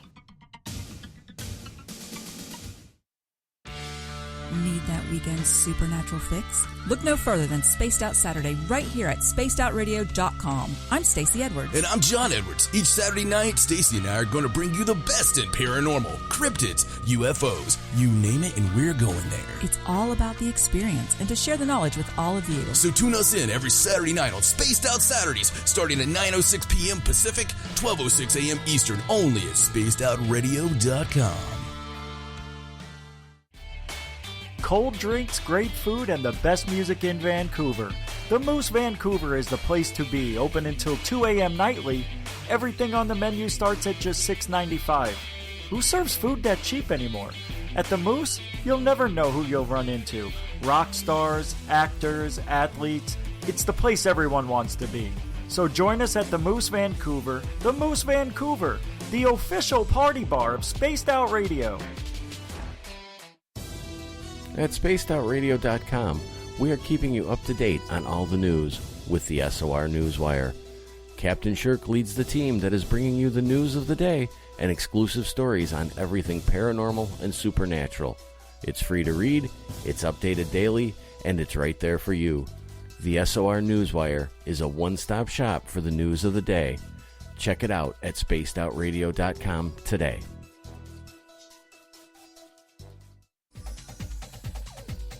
Hey everybody, the SOR Space Travelers is open. For just $5 a month, you can hang out with Dave and our crew privately in our members-only section. With your signing, you'll receive newsletters on what's going on with Spaced Out Radio. You'll have direct contact with the host during the show in our chat, live streaming videos, and a great forum for your posts and more.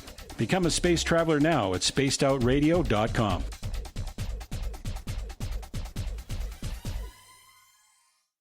Hey, space travelers, this is John Resig, founder of the Chive and Chive Charities. If you know anything about our website, you know we like to do things a little differently. We're not some faceless organization collecting money for a nebulous cause. Our donor dollars go directly toward life-improving items.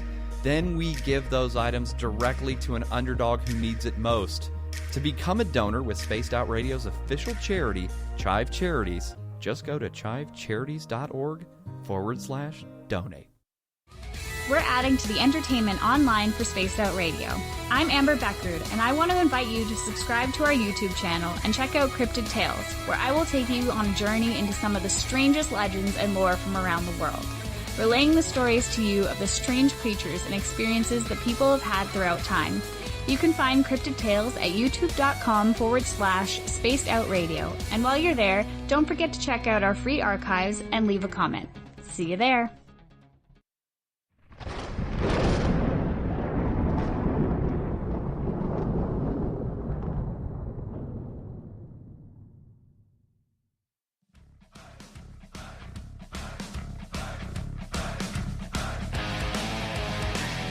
We pass the halfway point of Spaced Out Radio tonight. I am your host, Dave Scott, sitting in the captain's chair of SOR headquarters. Thank you so much for joining us. Really appreciate you taking the time. Want to remind all of you that if you missed portions of this show or others, we got our archives for free at youtube.com/Spaced Out Radio. Do me the favor, hit that subscribe button. Our website is spacedoutradio.com, where you can read up on Captain Shirk's SOR Newswire and check out Bumblefoot rocking away. We got a plethora of other features as well. And on Twitter, follow the show at Spaced Out Radio and my own personal handle at Dave Scott SOR. We are into Ghosts of the Great White North tonight. Merle from Haunted Crew of Canada is here, along with Matt Lay, paranormal investigator extraordinaire out of Saskatchewan. It's so flat there that if you wave from your house, no matter where you are in North America, Matt will see you. Matt will see you. If you have a flashlight or a laser pointer, just point it in the direction of Saskatchewan, he will see you. And make sure you add a wave on that as well. Gentlemen, welcome back to Ghosts of the Great White North.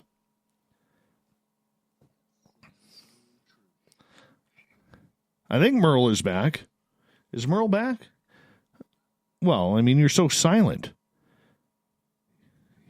I know. I understand that. I appreciate that. All right, let's go to Twitter, where Greco, who has asked a boatload of questions here. We're going to get started here with this one. Can a person have more than one ghost of themselves? Can they be in different locations? Merle.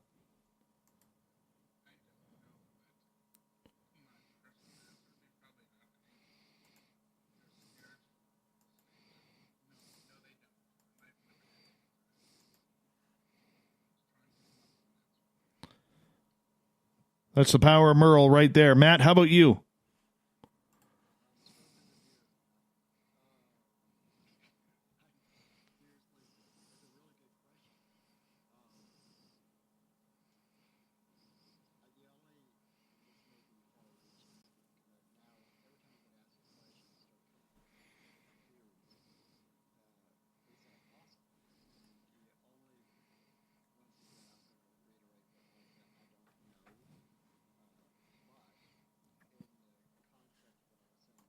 Know what the equation is for time on the other planes, to be in a different location and physical time could be possible, or a mirror image that couldn't necessarily. Heck, I have no idea. Now I'm going to be thinking about that all night. It's a really good question. Well, Merle, I'm going to get your answer on that one again, because I accidentally hit the mute, had the mute button on for you. You don't know. You don't know. Yes, I don't know. I was trying to come up with a nice elaborate answer for you, thinking like I knew, but I don't. My personal opinion is I don't think so. I don't believe so. I think a spirit is one single entity. What about doppelgangers, though? But aren't doppelgangers a lot like a human? Like, say there's another Dave Scott somewhere in Colorado? Could be. Could be just as handsome. Maybe they're doppelganger ghosts then, but that wouldn't be a ghost being in two different places at once. That's not how it works. I think that would be more of an image, which, like you said, we'll get into that a little bit later, but I think that wouldn't be the spirit of the individual. It'd be more of an image, a reflection of it, if you're looking at it from that aspect. Let's talk about poltergeist here for a minute, gentlemen, because this is an activity where there is a lot of controversy around what happens. Are they actually ghosts? Are they actually upset spirits? Are they, fantasies brought on by some sort of tulpa that is created in your own mind? What do you think is happening? Matt, I know you have experienced poltergeist activity before. Correct. And those occurrences, and speaking just only from personal experiences, were being manifested by the individuals there, and either out of fear or out of their own emotions, the generalized emotions. But just as I would like to also point out, just as much as there are mean people and very disrespectful people, there can, a spirit itself is a reflection, I'm sure that activity would be carried over by that spirit. So a poltergeist being malicious and could be the nature of that person, but there's that other part of it as well, that you're feeding that atmosphere and you are creating that poltergeist activity. So I'm going to look at it from those two different aspects. Merle, have you ever come across poltergeist activity? I have at a town, we talk about it sometimes, a town called Barkerville, like an old gold mining town up by you, where I've had a painting thrown at me when I was leaving a building. In my opinion, that's poltergeist activity. 108 Mile Ranch Post House poltergeist activity, where I was with a team and we could smell foul odor. It smelled kind of like sulfur, which telltale sign, if you read a lot of the definitions of poltergeist hauntings, that's one of the signs, foul smells. So yeah, I do think I've experienced poltergeist hauntings. How does this actually come about, Matt? This poltergeist activity?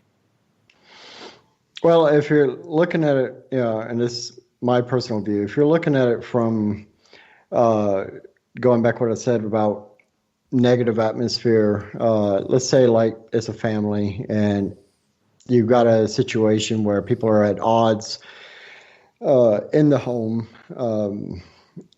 that could provide the energy for the manifestation of the activity that could be easily labeled as poltergeist. Whereas if you have a spirit that's very malicious, the person was malicious in nature in life, and the ghost is now gotten attached to a location, it could easily be just carrying its own activity that it did in life, instead of making amends.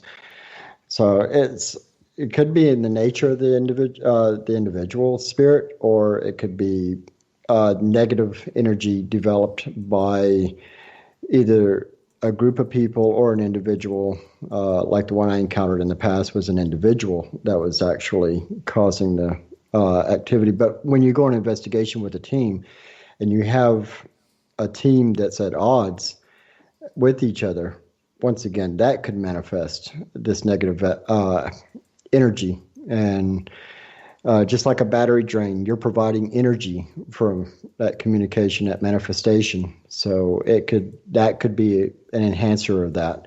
It could be trying to make a simple conversation, but it could come across very aggressive because you have that negative energy in the area. Okay, so tell us about the story that you came across this. It was actually a child with an overactive imagination, I'm going to call it.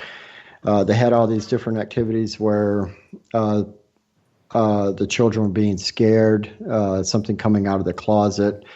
One of the stories that was told there was that, and this is in Mobile, Alabama. Shout out to Alabama. But in this particular situation, the kids were playing hide and seek and with their dad, and the dad finds the kids at the bottom of the stairs crying, and they said, "Why did you scare us? Why were you hiding in the closet with the mask on, scaring us?" And that's not where he was at. But it turned out it was the daughter that actually was enhancing it with the quote unquote imaginary friend. And every time she didn't get her way, or she was wasn't allowed to do things, she would go tell her. I'm making the quotation marks in the air like you can actually see me. Brilliant. Yeah. But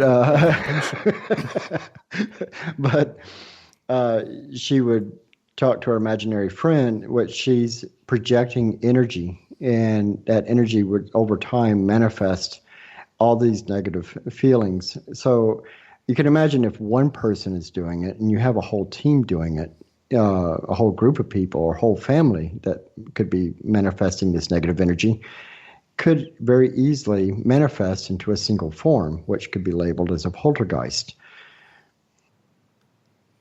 Very interesting. Very interesting. Now, Mike, how often does this happen on investigations where you actually get poltergeist activity? Because, here's the thing. I'll be honest with you. That is one of the paranormal things that I have not seen yet. I've never seen something fly off the counter. I've never seen anything fall off the wall, or a door shut behind me, or a beer come out of the fridge and land in my hand. I've never seen that happen. Yet other people experience it quite a bit. It goes back to what Matt was saying, too. I 100% agree, but you'll get a lot of, you could even call it, I'm doing the air quote thing, too, mock poltergeist when you're on locations if you're with a team that's cranky together. Because they're feeding off your energy. It's not necessarily a poltergeist ghost saying it could just be a mischievous spirit saying I'm gonna F with these guys because they're already cranky, and I'm gonna have fun spreading them apart even more. But I think it's common. I would say it's common because I just gave two examples off the top of my head, and while Matt was just talking, I thought of two more. One of the first times I ever experienced it in my mind was I was at home. I was probably 17, 16 years old, and I was just walking to go outside in my kitchen. And there was a glass on the table that looked like somebody just took their hand to it and slapped it into the air. And then it just smashed on the window. Or sorry, not on the window, on the wall. And then it's kind of like a WTF moment. And then you're young, so you kind of get a little scared at that. And you don't think about it until today when you remember it. Foul smells. But Dave, I'm pretty sure you've heard disturbing noises and growls when you've been doing your tours. Yeah, but the probably the only thing that was scary to me was the ghost in our house that mocks my son. Yeah. And mimics my son. That's the one that kind of trips me out.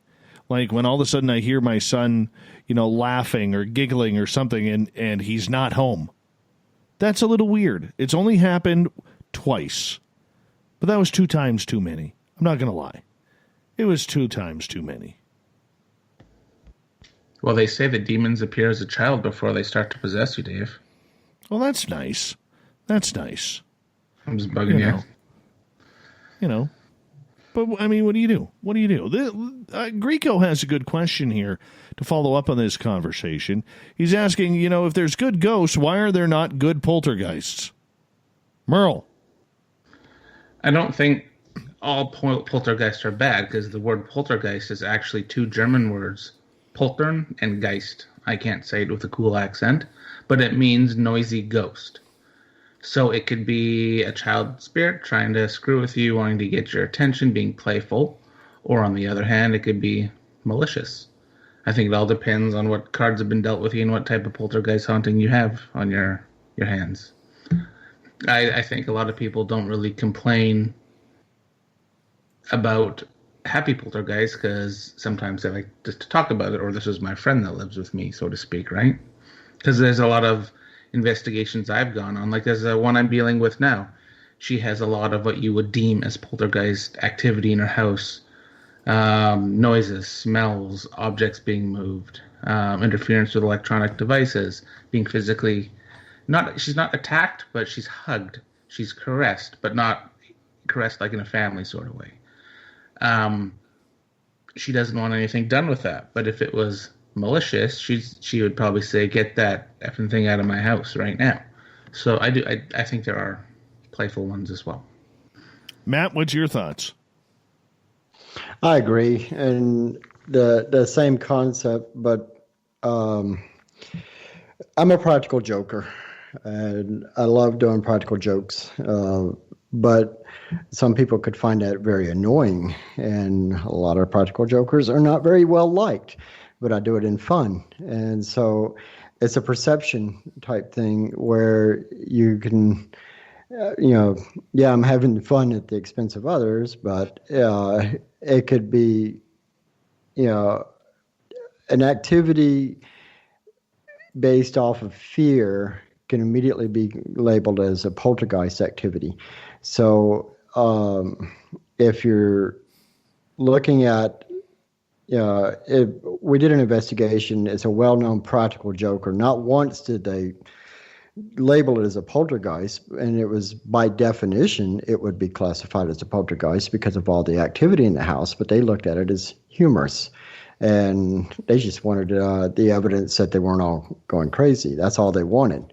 And but with this particular investigation, by definition, for some of the practical jokes that the entity there was having fun with them, it would be classified as a poltergeist because it was slamming cabinet doors and individual lights going off in the room. The variety of activity for most people would drive fear, and of course it would get labeled as a poltergeist. Interesting. Very interesting. We got about 6 minutes to go here before we got to go to break at the top of the hour. And we have Merle from Ghosts of the Great White North and our special guest tonight, Matt Lay. Gentlemen, in regards to, serious hauntings, really upset spirits, have you ever come across, Matt, a spirit that was just absolutely vile, absolutely angry, maybe some poltergeist activity, or scratches on yourself or other people? I'm going to say yes and no. The reason I say yes and no is because going back to our conversation earlier about waveforms and frequencies, if a particular entity, or however you want to label it, is in a location and they're operating at a different frequency than the physical plane, a simple touch could show up as a scratch, or may not feel like it at all. But so kind of look at those things more objectively like that.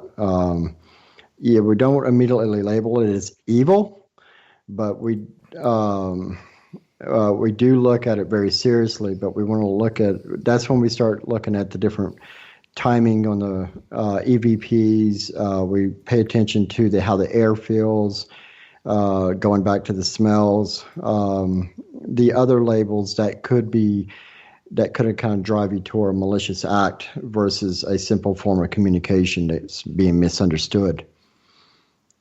A lot of people want to investigate during the daytime, but they're not sure if they're going to get any activity. Yet, on the spirit world, there is no time. There is no nothing as far as we know. Mm-hmm. And that's very little. Why do most people continue to investigate at night, in your opinion, Matt? It's mostly for contaminations, light contamination, noise contamination, because it is quieter at night. That's the largest reason. And 9 times out of 10, somebody's going to say this only happens at night. It's because they're at work all day and they don't notice it. But it's really, like I said, there's no time that it's ideal. But for going on to an investigation, you want to remove as many contaminations as possible. So we've done daytime investigations, nighttime investigations. So you got to look at what's the best time opportunity to do an investigation to get results without contamination. Merle, what do you think? Daytime, nighttime, anytime it's Merle time? It is, but I agree with Matt. Nighttime's the best time because less contamination, less birds chirping, less hot traffic, less lawnmowers, less everything like that. Also, I find with infrared cameras or full spectrum cameras, you pick up a lot more activity at night than you would in the daytime because they're doing what they're supposed to and they're looking into the dark and they're showing you the image in the dark. But you can roll EVP. I have a video on our YouTube page where I'm rolling EVP in a graveyard and I get wicked clips in the daytime, like EVP clips. So you can do it anytime, in my opinion. Mm-hmm. Makes sense. Why at night, though? Why do people mostly want to do it at night? I know why I prefer it at night. I feel my senses are a little bit heightened. I feel that it's quieter. It's easier for me to pick up on things. Would that be a better reason than the noise of the day, Mike? Yeah, because you're getting less contamination. You don't want to have your audio recorder rolling and then you're reviewing your EVP stuff after. You're like, shut up, birds. Whereas in the daytime and nighttime, there are no birds. They're all sleeping, right? Mm-hmm. But no, yeah, nighttime's just quiet. There's less people to bug you. Your phones don't go off. You're not working. So yeah, 100% nighttime. Excellent. And what about for you, Matt? Nighttime or daytime? I prefer nighttime investigations because, like I said, your senses are heightened. But once again, I'm going to go back. That may be altered just because if someone's telling me their highest level activities at 1 o'clock in the afternoon, we're going to have to figure out a way to adapt to it. But I prefer personally nighttime just because there's less contamination. I get you. That makes sense. We got about 1 minute here before we got to go to break at the top of the hour. So with that, how does the evidence, Matt, differ from daytime to night? I'm going to maybe not assume with audio, but I'm going to say with maybe video or camera footage. I'm going to agree with Linda Sparkles on the chat. Paranormal does not ever stop. There's heightened points. So as far as that goes, what we're trying to do is find the heightened point, whether it's with ourselves or the activity that's going on. Gotcha. What do you think, Merle? Photographs, video, easier at night than in daytime? I wouldn't say they're easier at nighttime, but I would say you capture more because the infrared and the full spectrum is doing their job and showing you images through their lens that you can't see with your naked eye. So that's when you capture most of your stuff. All right. You guys hold on. We got Merle and Matt Lay for another half an hour on Spaced Out Radio, where we are going to get into Ghosts of the Great White North, hear a few more stories from them on their haunted adventures, as well as we got the SOR Newswire and the Thought of the Day. Yes, it is a packed and jammed hour number 3 of Spaced Out Radio coming up next on the mighty SOR. Stay tuned.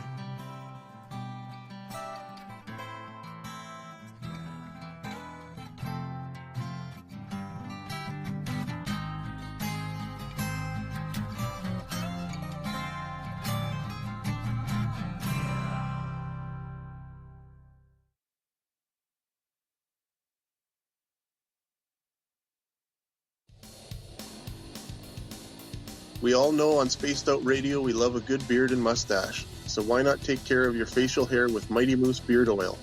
Made in Canada, we're taking care of beards and stashes around the world. We use 100% natural ingredients with our oils and balms to make your whiskers feel silky smooth. Use promo code SOR2019 at mightymoosebeard.com today.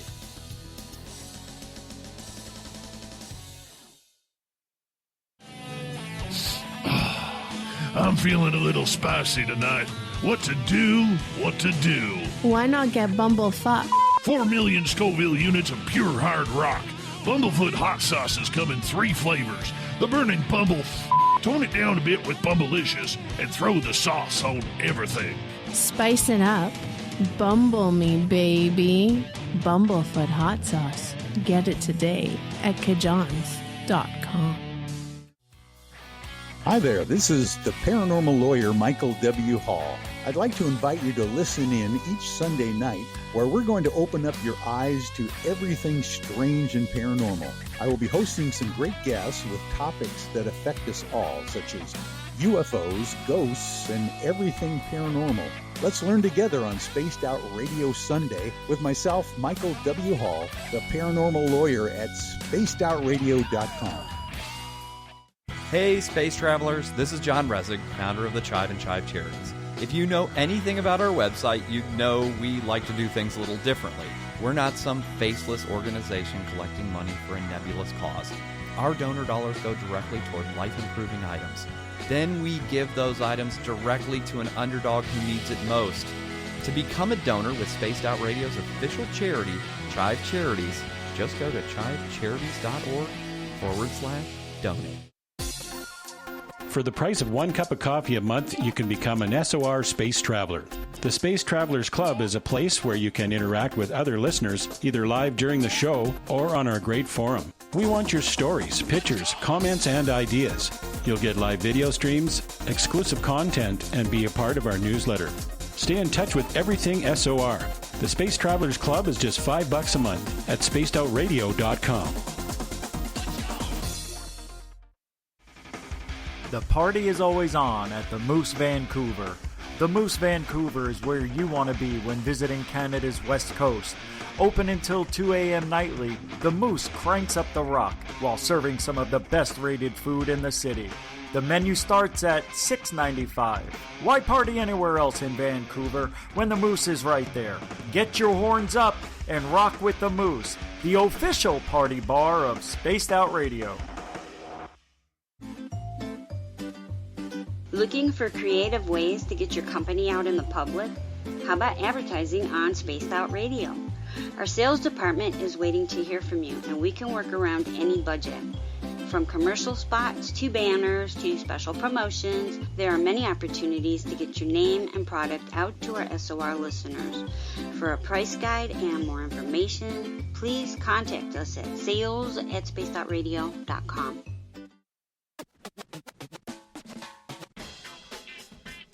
The SOR Vault is open for business, and do we have some cool swag for you to pick up? All you have to do is head over to our website and click on the SOR Vault. You have a variety of cool logos to choose from, and put them on anything you want. T-shirts, hoodies, hats, coffee mugs, you name it, we can get it to you. So do your shopping by supporting the store you love. Get your Spaced Out Radio swag at the SOR Vault today.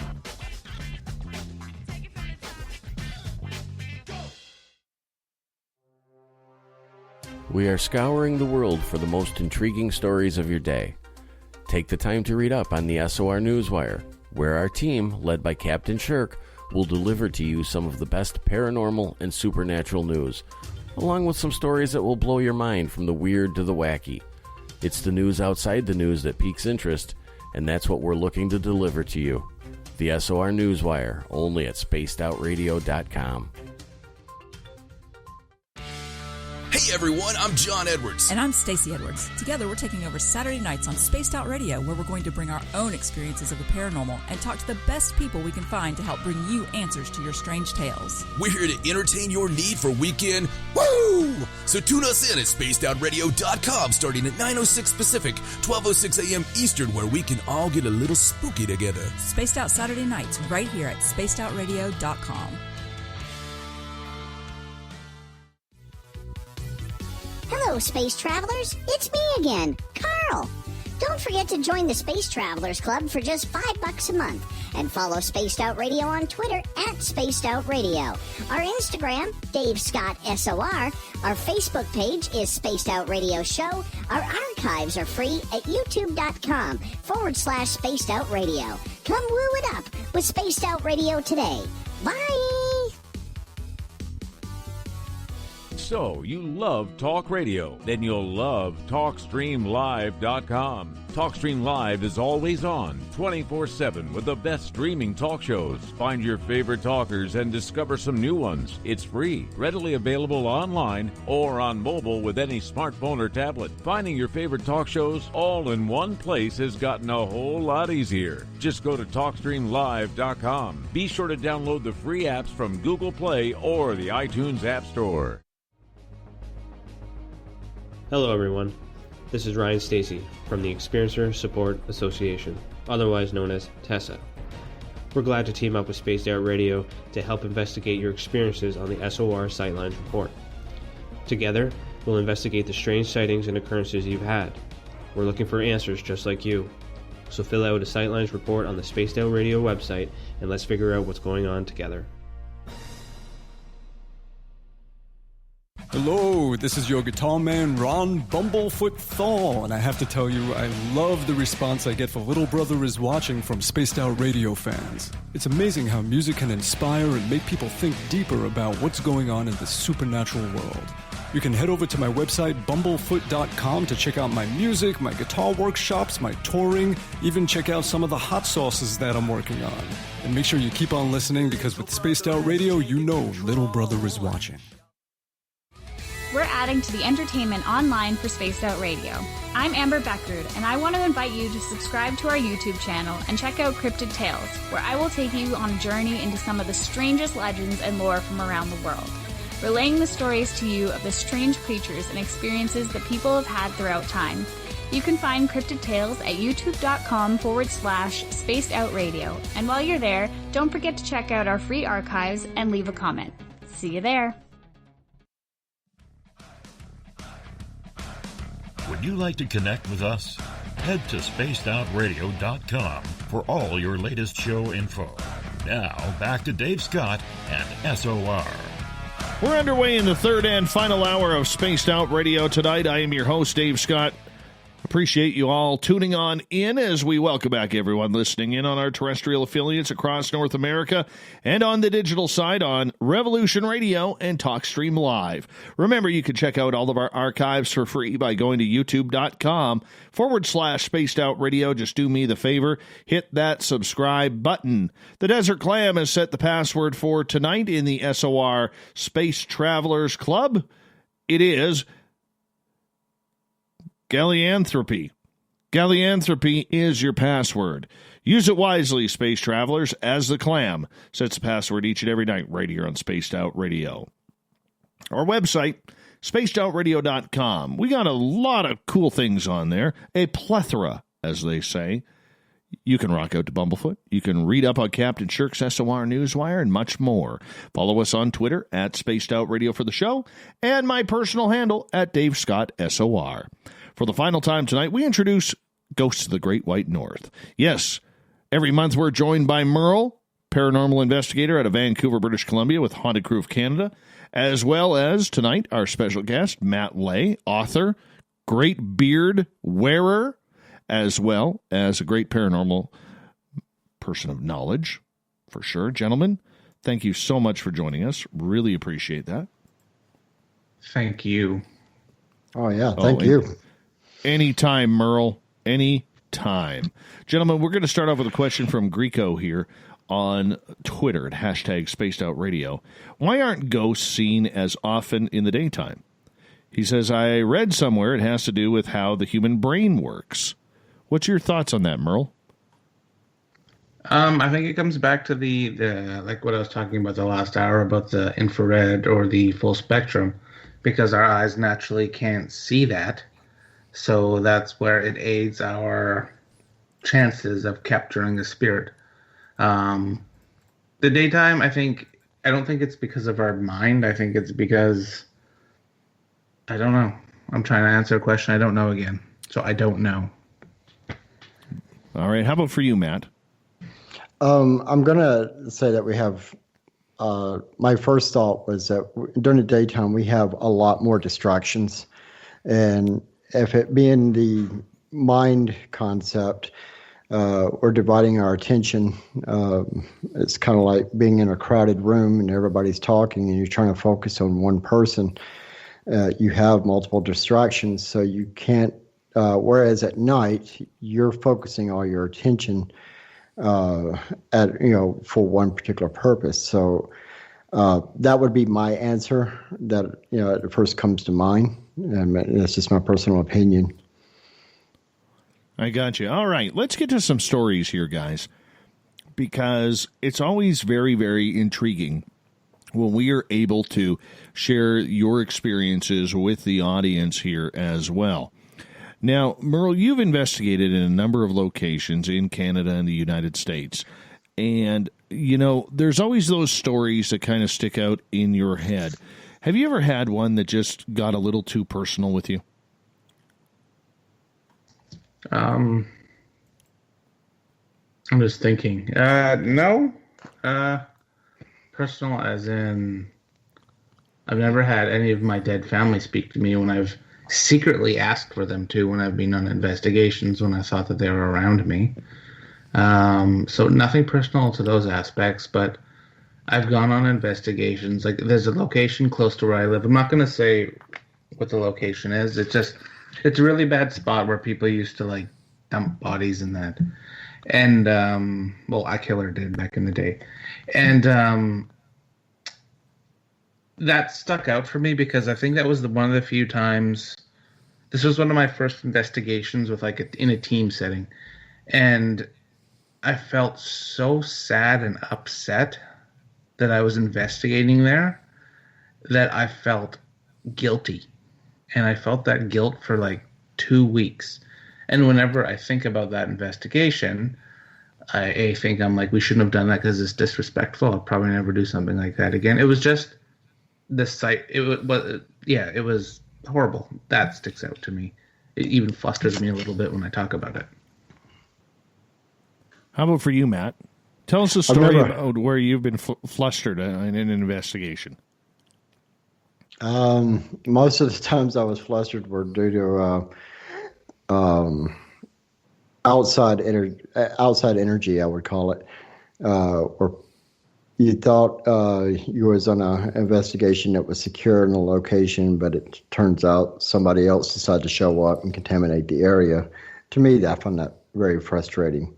But because you want to have control over the investigation so you have no contaminations. Now, as far as an entity or a spirit or anything along those lines, I've never had those type of situations. We've had team members. There was a location that we did, and we got up. It's an old hotel. By the time we got to the third floor, we had a team member just feel like all this weight was on his chest, and he just couldn't breathe. And same concept, he felt torn with emotions. So immediately, we asked him to go back to the command center instead of trying to push through it. But because as his emotions became enhanced, he could be contaminating the situation also for his safety's sake. So, but me personally, I've never had that scenario where I felt like personally I was being either manipulated, influenced, or attacked, or any type of shape that I can come up with. Where does it get personal for you then, Matt, when you're on an investigation? Well, personally, and I don't know if this is a military thing or whatnot, but I work on not necessarily timelines, but let's say I like to have a secure environment, controlled environment as much as possible. And when that's being contaminated or being polluted, that's, to me, I find very frustrating. And going back to the grounding thing, you have to sit back, because if you build up that frustration, you're bringing it and contaminating yourself. Okay, so I guess where do you draw the line, though, in the paranormal? Does it involve cases with kids? Does it involve cases with the elderly or the handicapped? Where do you draw the line? What upsets you on an investigation with dealing with the paranormal? Well, especially when kids are involved. That's always highest priority with us as a team. It's that, the elderly as well, but when kids are involved and they're being scared, and unfortunately there's been a couple of investigations where the parents are, because their fear of their children, are enhancing those fears, because they got wrapped up in TV shows or whatever the case may be. They saw the other night they watched The Exorcist, and oh my gosh, the end of the world's happening in their house. But when we hear about kids, it's really upsetting to hear kids encountering these things that scare them, and then it becomes even more upsetting where those fears are not being or being fueled, I guess I'll say. That me personally, I find very upsetting when you show up and the kid tells you the story, they're almost in tears. That immediately gets you your heart crushing, and then you hear how the parents are feeding information to the kids, or their older brother, their older sibling, or whatever the case may be, and feeding even more fears into the kids. Then you get this level of anxiety / anger, and so that becomes very unsettling for me personally. How about for you, Merle? I agree with Matt. Kids is sad. I don't like to deal with kids. Kids are pure, and they don't deserve to be scared, tortured, tormented, or anything like that. Another thing that doesn't rest well with me is people disrespecting the dead, making fun of them when you're on. I've heard investigators make fun of people when you're investigating, poking at people, making fun of how somebody passed away,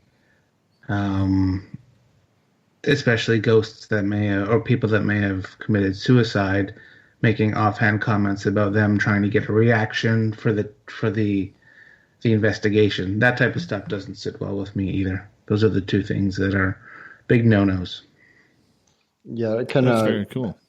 In that book, one of the examples I gave was there's a old building in Regina, and an investigator wanted to incite activity, and there's a well-documented case where somebody hung themselves in the building. So they actually used the leftover rope that was in the elevator shaft. They hung themselves and made a noose, and not only did that, but tried to provoke and say, do it again, and all these different things. That, I agree with Mike. That drives me absolutely insane when people do that.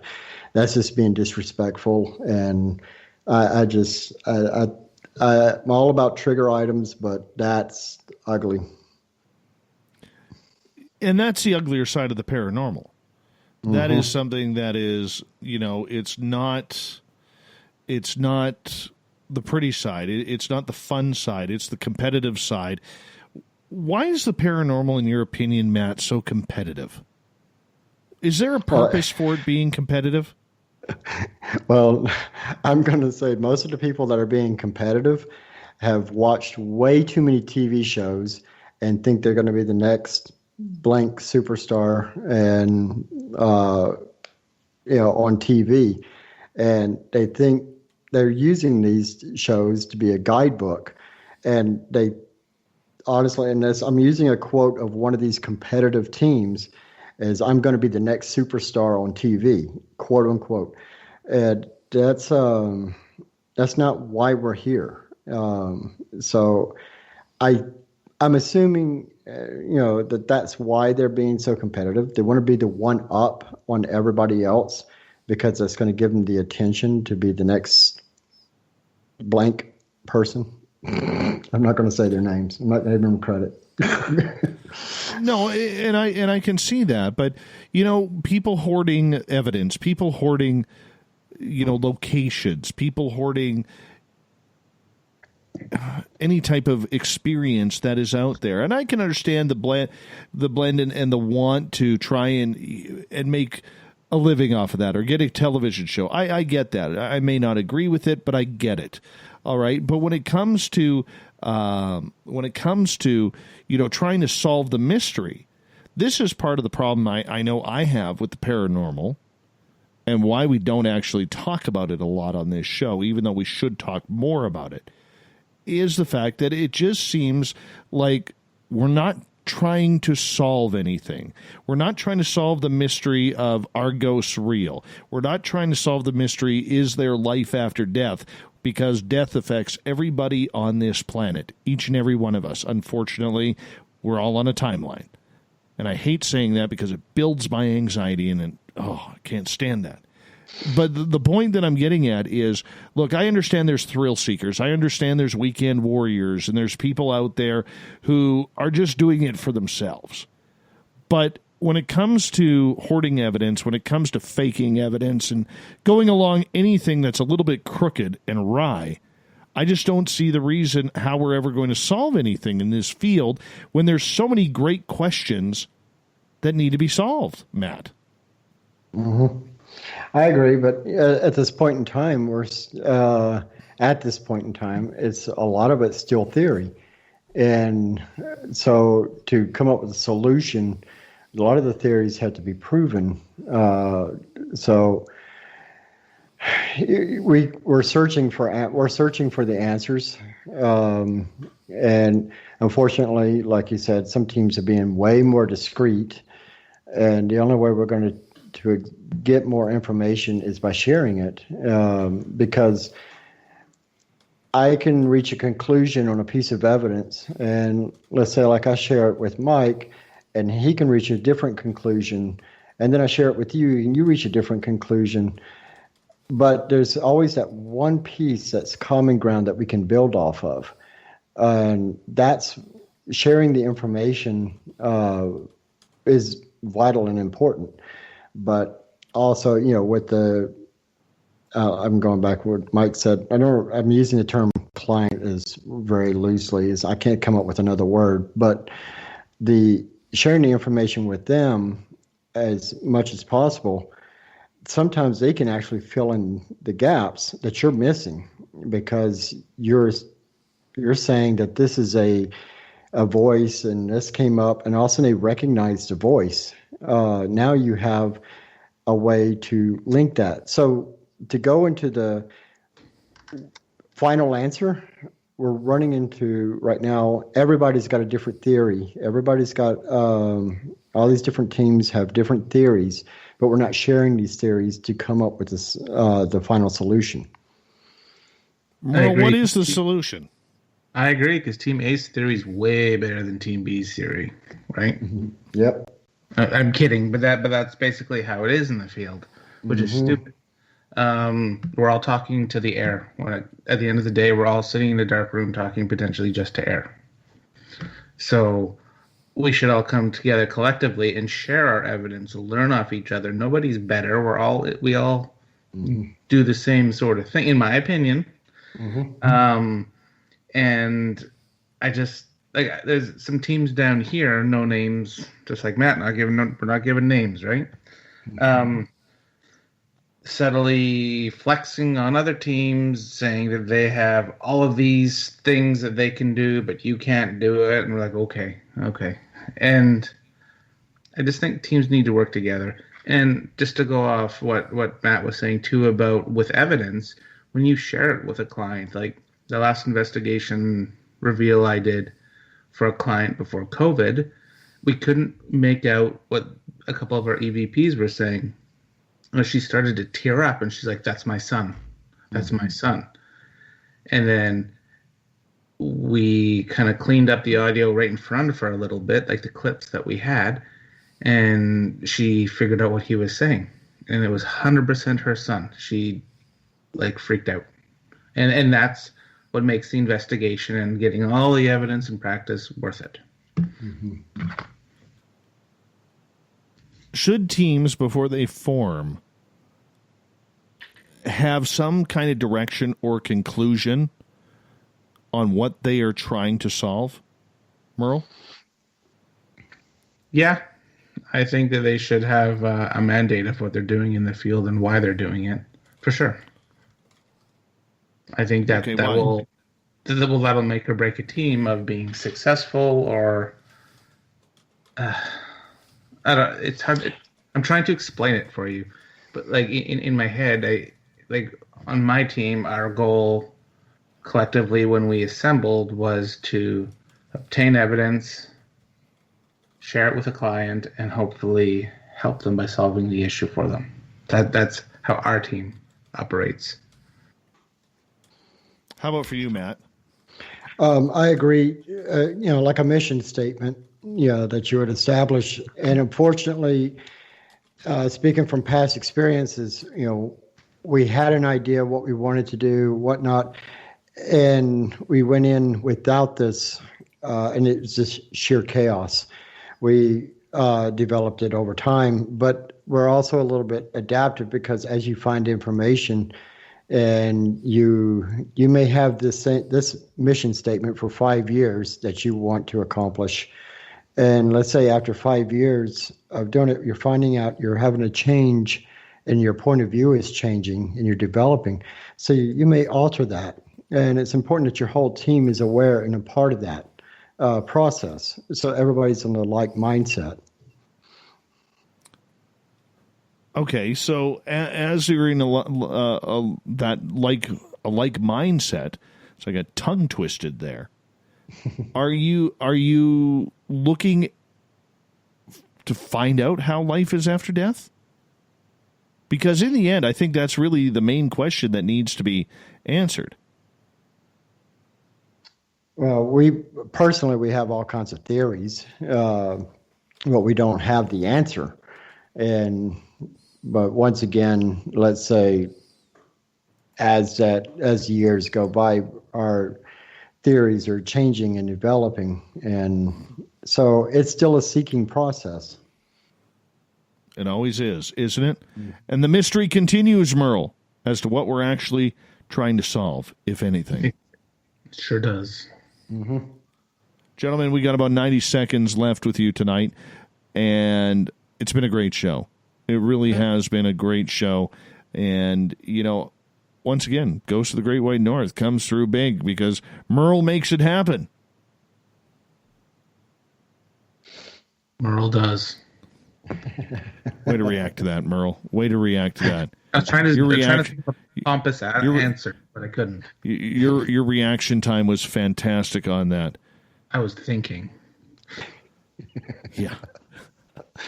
Matt, thank you. Let everybody know about your book, if you don't mind, Matt.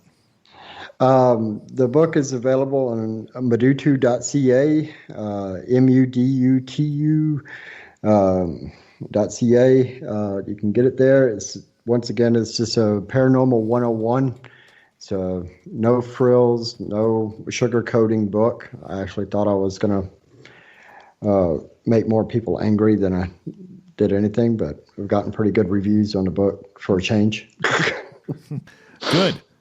And hopefully more people follow what you put in there. That's a lot of hard work. Merle, thank you so much, and we will talk to you in July, my friend, or in June. Good. Let's try June first.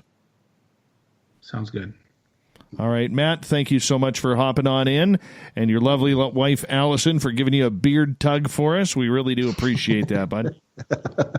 All right, thank you very much. It's an honor. Appreciate that. Matt Lay and Merle, Ghosts of the Great White North. They'll be back next month as well because we love talking ghosts around here. Coming up next, we have the SOR Newswire and the Thought of the Day. Lots more good stuff coming up here on Spaced Out Radio. Stay tuned.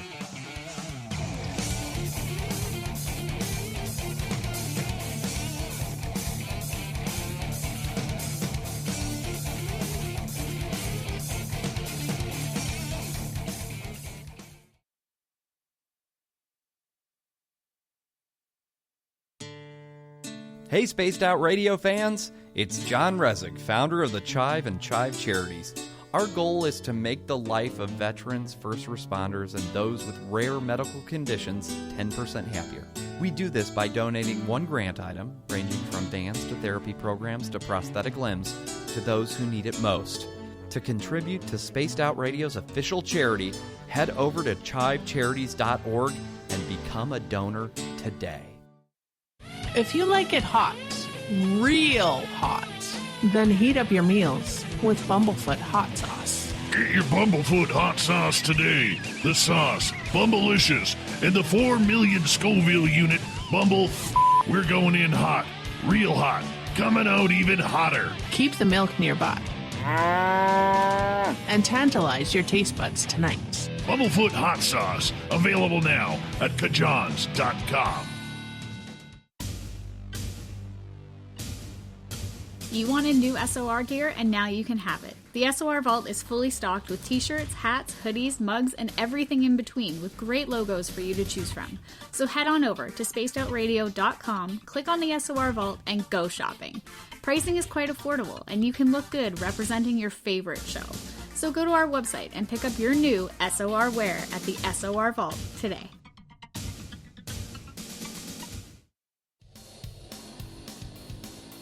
We all know on Spaced Out Radio we love a good beard and mustache, so why not take care of your facial hair with Mighty Moose Beard Oil? Made in Canada, we're taking care of beards and stashes around the world. We use 100% natural ingredients with our oils and balms to make your whiskers feel silky smooth.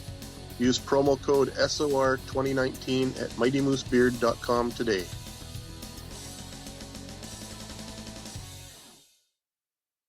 Hello, this is your guitar man, Ron Bumblefoot Thal, and I have to tell you, I love the response I get for Little Brother is Watching from Spaced Out Radio fans. It's amazing how music can inspire and make people think deeper about what's going on in the supernatural world. You can head over to my website, bumblefoot.com, to check out my music, my guitar workshops, my touring, even check out some of the hot sauces that I'm working on. And make sure you keep on listening, because with Spaced Out Radio, you know Little Brother is watching. At spacedoutradio.com, we are keeping you up to date on all the news with the SOR Newswire. Captain Shirk leads the team that is bringing you the news of the day and exclusive stories on everything paranormal and supernatural. It's free to read, it's updated daily, and it's right there for you. The SOR Newswire is a one-stop shop for the news of the day. Check it out at spacedoutradio.com today. Cold drinks, great food, and the best music in Vancouver. The Moose Vancouver is the place to be, open until 2 a.m. nightly. Everything on the menu starts at just $6.95. Who serves food that cheap anymore?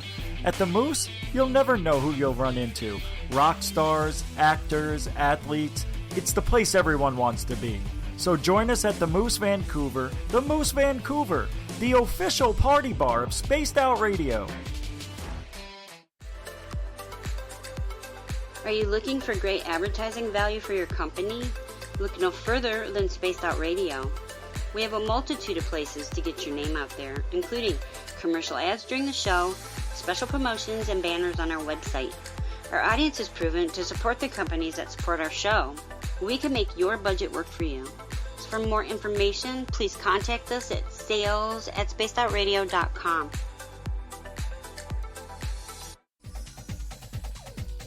Hey everybody, the SOR Space Travelers is open. For just $5 a month, you can hang out with Dave and our crew privately in our members-only section. With your signing, you'll receive newsletters on what's going on with Spaced Out Radio. You'll have direct contact with the host during the show in our chat, live streaming videos, and a great forum for your posts and more.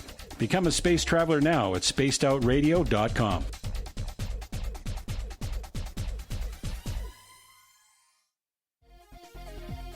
Hello, Space Travelers. It's me again, Carl. Don't forget to join the Space Travelers Club for just $5 a month and follow Spaced Out Radio on Twitter at Spaced Out Radio. Our Instagram, Dave Scott SOR. Our Facebook page is Spaced Out Radio Show. Our archives are free at youtube.com/Spaced Out Radio. Come woo it up with Spaced Out Radio today. Bye! We're adding to the entertainment online for Spaced Out Radio.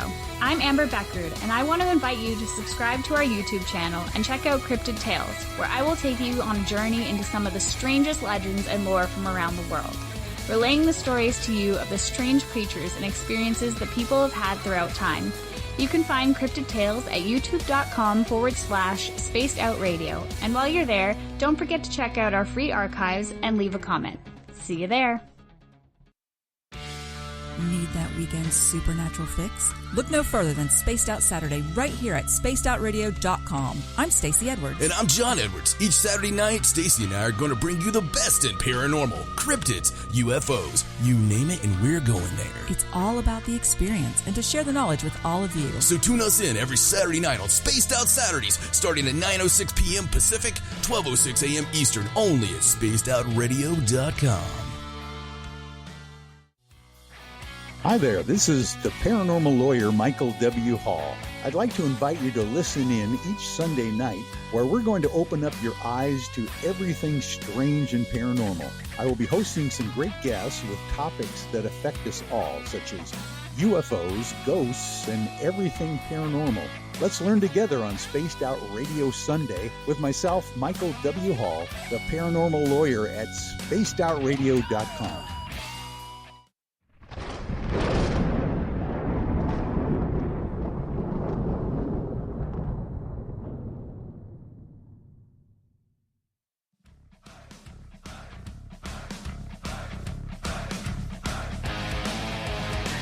We've rounded third. We're heading for home tonight on Spaced Out Radio.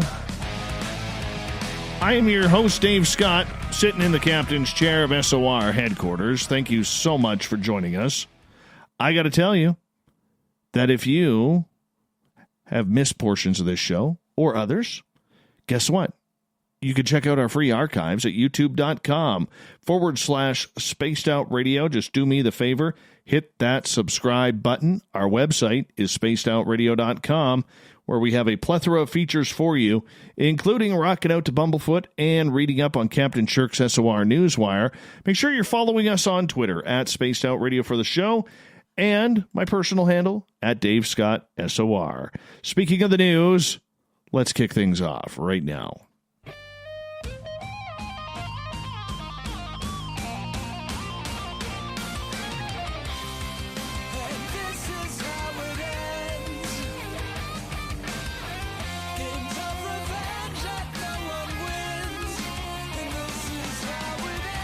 The news is always changing, which is why we bring you the SOR Newswire at the back end of every show, where we get to the weird, the strange, the wacky, and sometimes deadly. A gunman has shot at least 3 people in an Arizona shopping district after reportedly filming his assault on Snapchat. The suspect, who has not yet been named by police, was identified as 20-year-old Armando Hernandez by his mother. Disturbing footage, thought to have been taken by Hernandez, shows a gunman carrying out his rampage. He says, "Hello, my name is Armando Jr. Hernandez, and I'm going to be a shooter of Westgate 2020.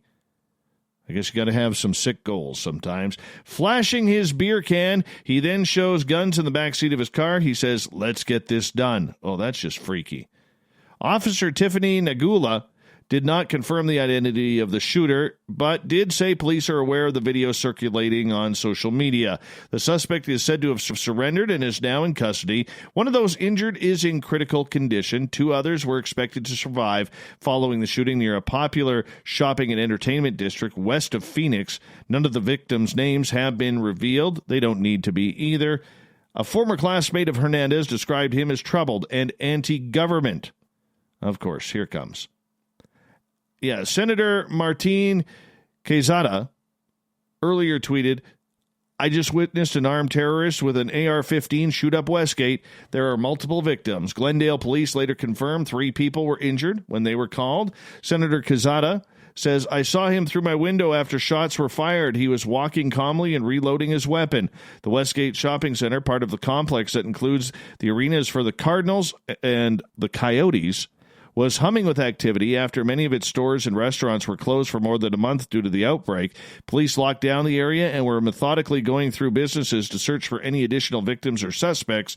None have so far been found. Let's hope everybody survives. That's just terrible. Terrible. I hate those. I really hate those. Crews were summoned to a stretch of highway in Tennessee to clean up a delicious, oh, come on, it's not delicious. Ugh. A big mess that spilled from a tractor trailer hauling 40,000 pounds of macaroni and cheese. Okay, I don't like macaroni and cheese. Never have, never will. The Tennessee Department of Transportation confirmed the truck overturned on Interstate 24 in Nashville. The truck was hauling about 40,000 pounds of KD. Yeah. Pasta, powdered cheese spilled all over the roadway. It was a mess. No injuries were reported. Apparently, there were college students everywhere licking up the cement because it was the first meal they've had in months. Yeah, officials said the cleanup was expected to be completed early in the afternoon. Let's move on. Here's a weird one. A Canadian pastor has been charged in Myanmar with violating a ban on large gatherings. He made his first court appearance after being released from a quarantine, reportedly because he had contracted COVID-19. David Law was charged in mid-April and faces possible punishment of up to 3 years in prison, a fine, or both. The law was invoked in mid-March to combat the spread of coronavirus, and the charge involves a religious gathering Law held on April 7th. The judge at the hearing ordered Law's detention for 15 days pending a possible trial while police continue their investigation. Law made no public comment. The evidence against Law comes from videos he posted online of his own sermons. One video purportedly showed him making false claims that Christians were immune to contracting the virus.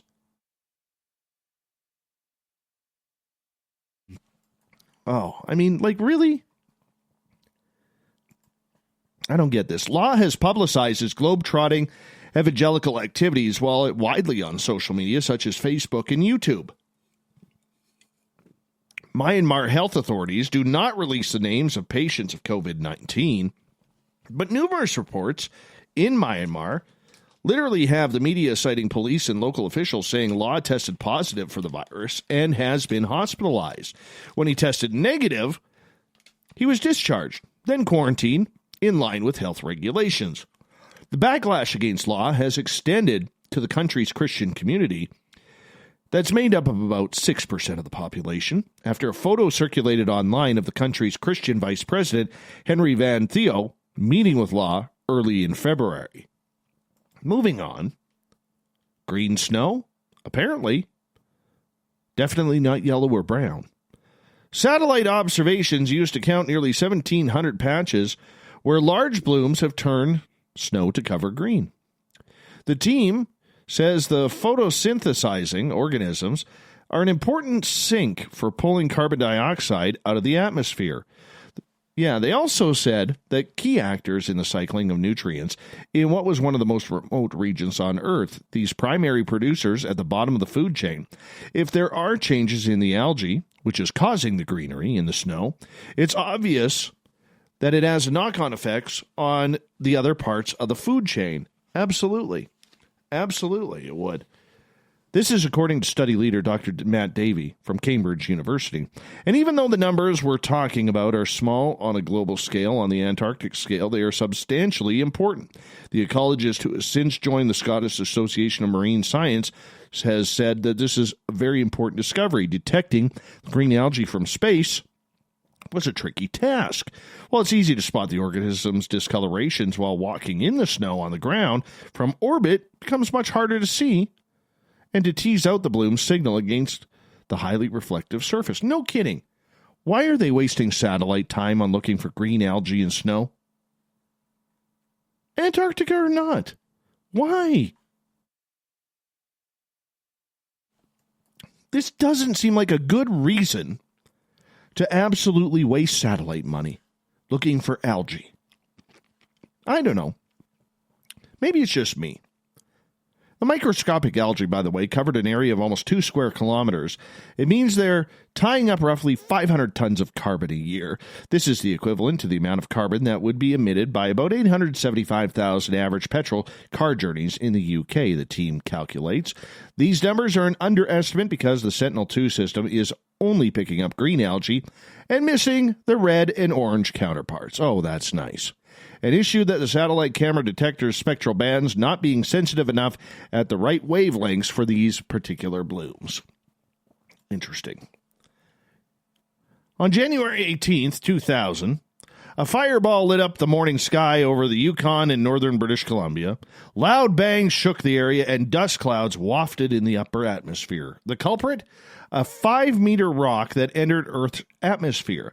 While most of the roughly 105-ton meteor broke up on entry, some fragments showered down on the frozen landscape, mostly in Tagish Lake, BC. Fortunately for astronomers, with the lake being frozen, many of the fragments were able to be collected. Now, a fragment of the meteorite from the Royal Ontario Museum's collection may be shedding some light on how life could have been brought to Earth. Of course it does. While astronomers know that there was a lot of water early in the solar system, they have very little understanding of its chemical composition and specifically how it led to the creation of amino acids, essentially building blocks of life.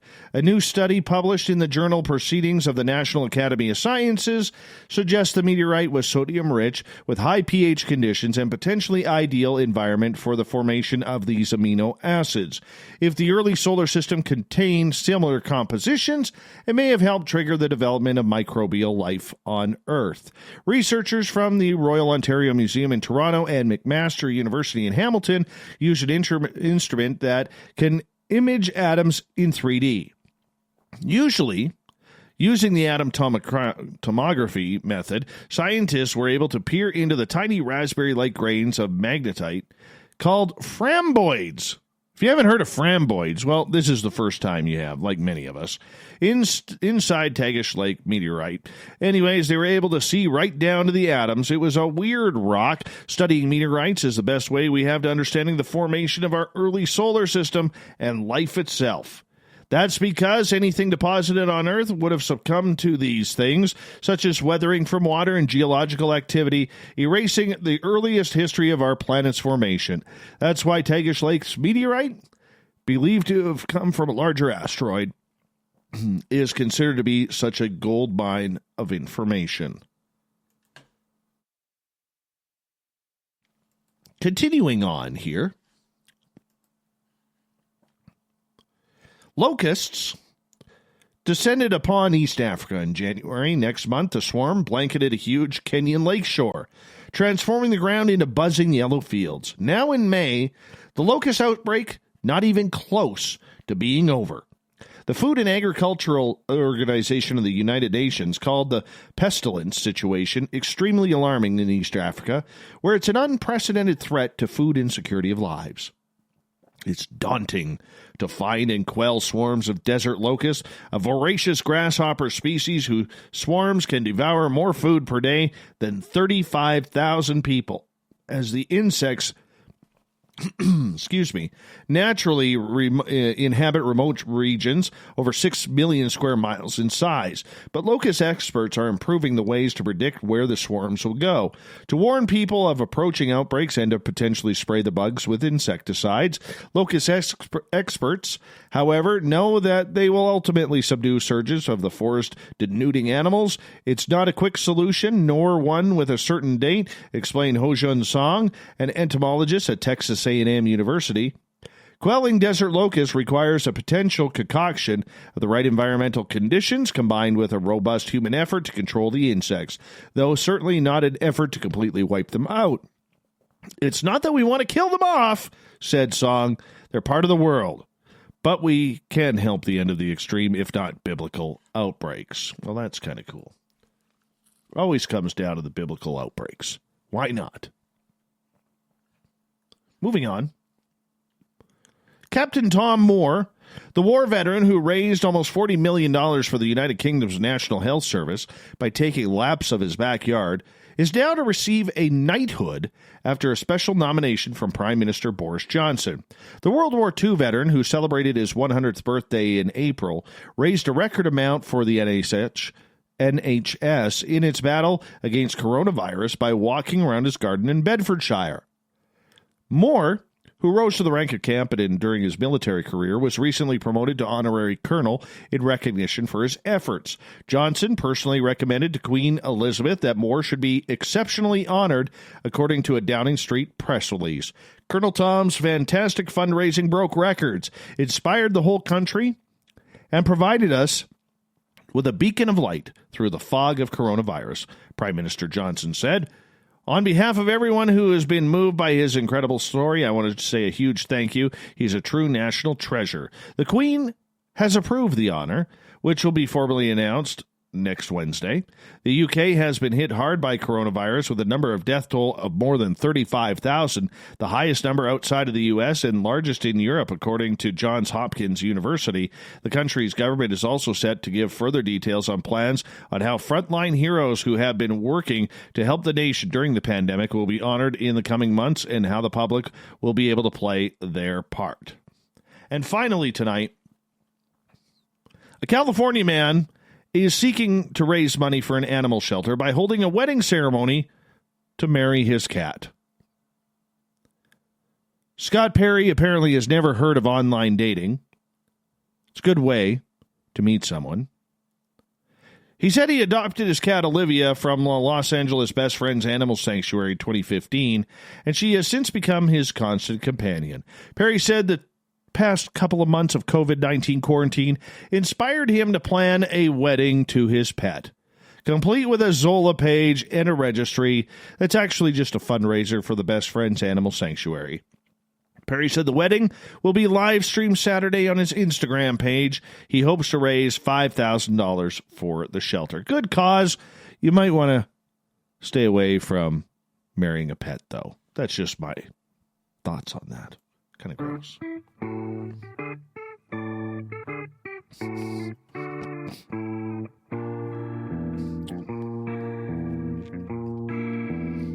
Thanks for the ugly clown tonight, Marty.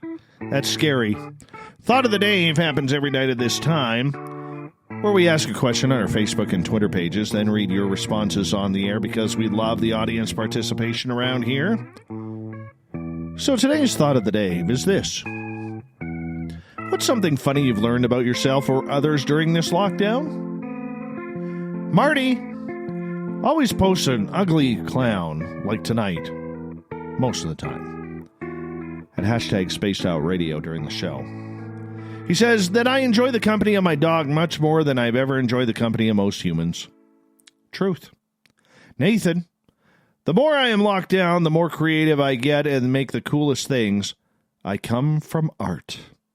Sean, I have started to crave fresh fruits. This is weird. Jeff, I found out that I do not have the patience to be a school teacher. Hashtag not a teacher. Hashtag move. I'll do it myself. Hashtag frustrated father. William, I have really expanded my beer variety during this whole pandemic. Well, then something positive came out of that for you. All right, let's continue. Let us continue. Tina, I'm perfectly happy in jammies all day long. Sparkles, that I am fortunate to have a loner personality and have a lot of interests. I am easily entertained and fortunate that I like to play music. Music fills life with so much joy. Park, I'm with Sparky. Ditto what she says on the music. Actually, my nickname is Sparky too. Oh, isn't that cute? Gilbert, that my hubster is an old hen, but I love him all the same. I have found myself to be more patient in thinking about others' feelings and well-being as well. Coral, that you need to be young to deal with 6-year-olds, not a 62-year-old.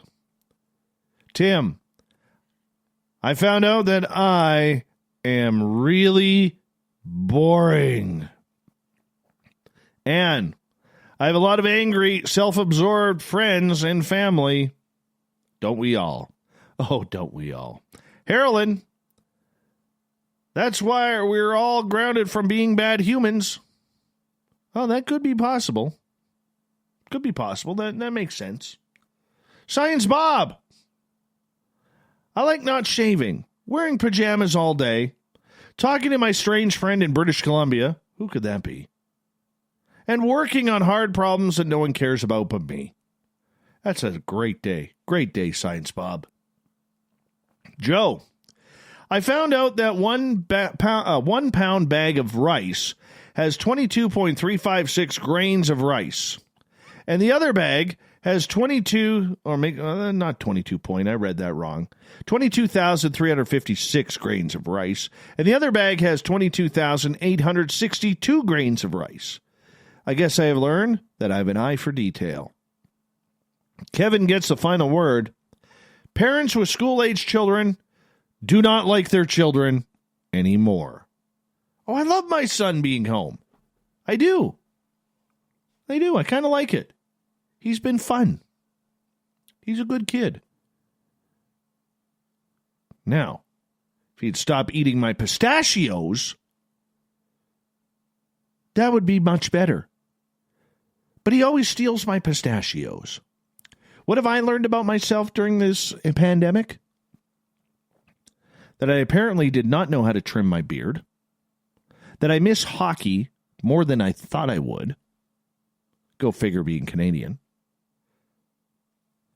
And that the people who I thought would call me to check up have never called. I'm sure we all have people like that. But it sucks. It sucks. So you know what I did?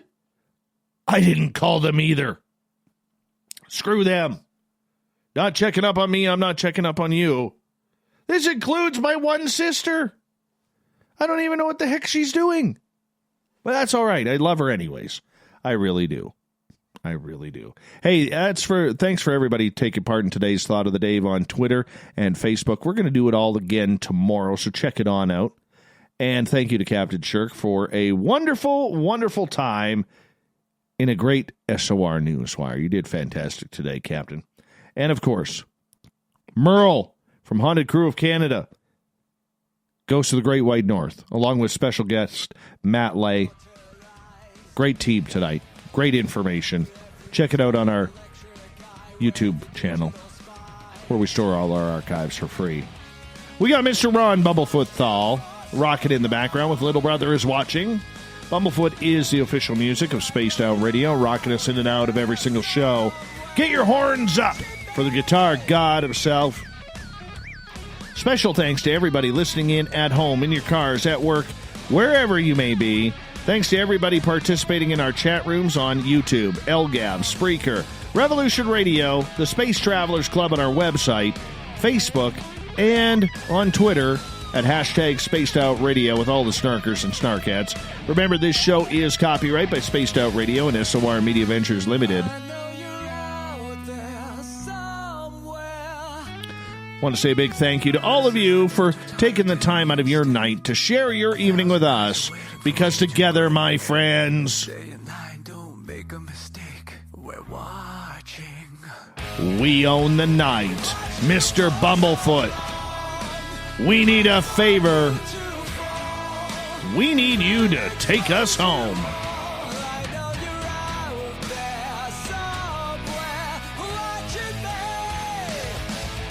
Have a wonderful night, everybody. Remember, your ticket never expires on this woo train. We're going to woo it up again tomorrow. Come join us. Same time, we depart for another adventure. Have a great night. Good night.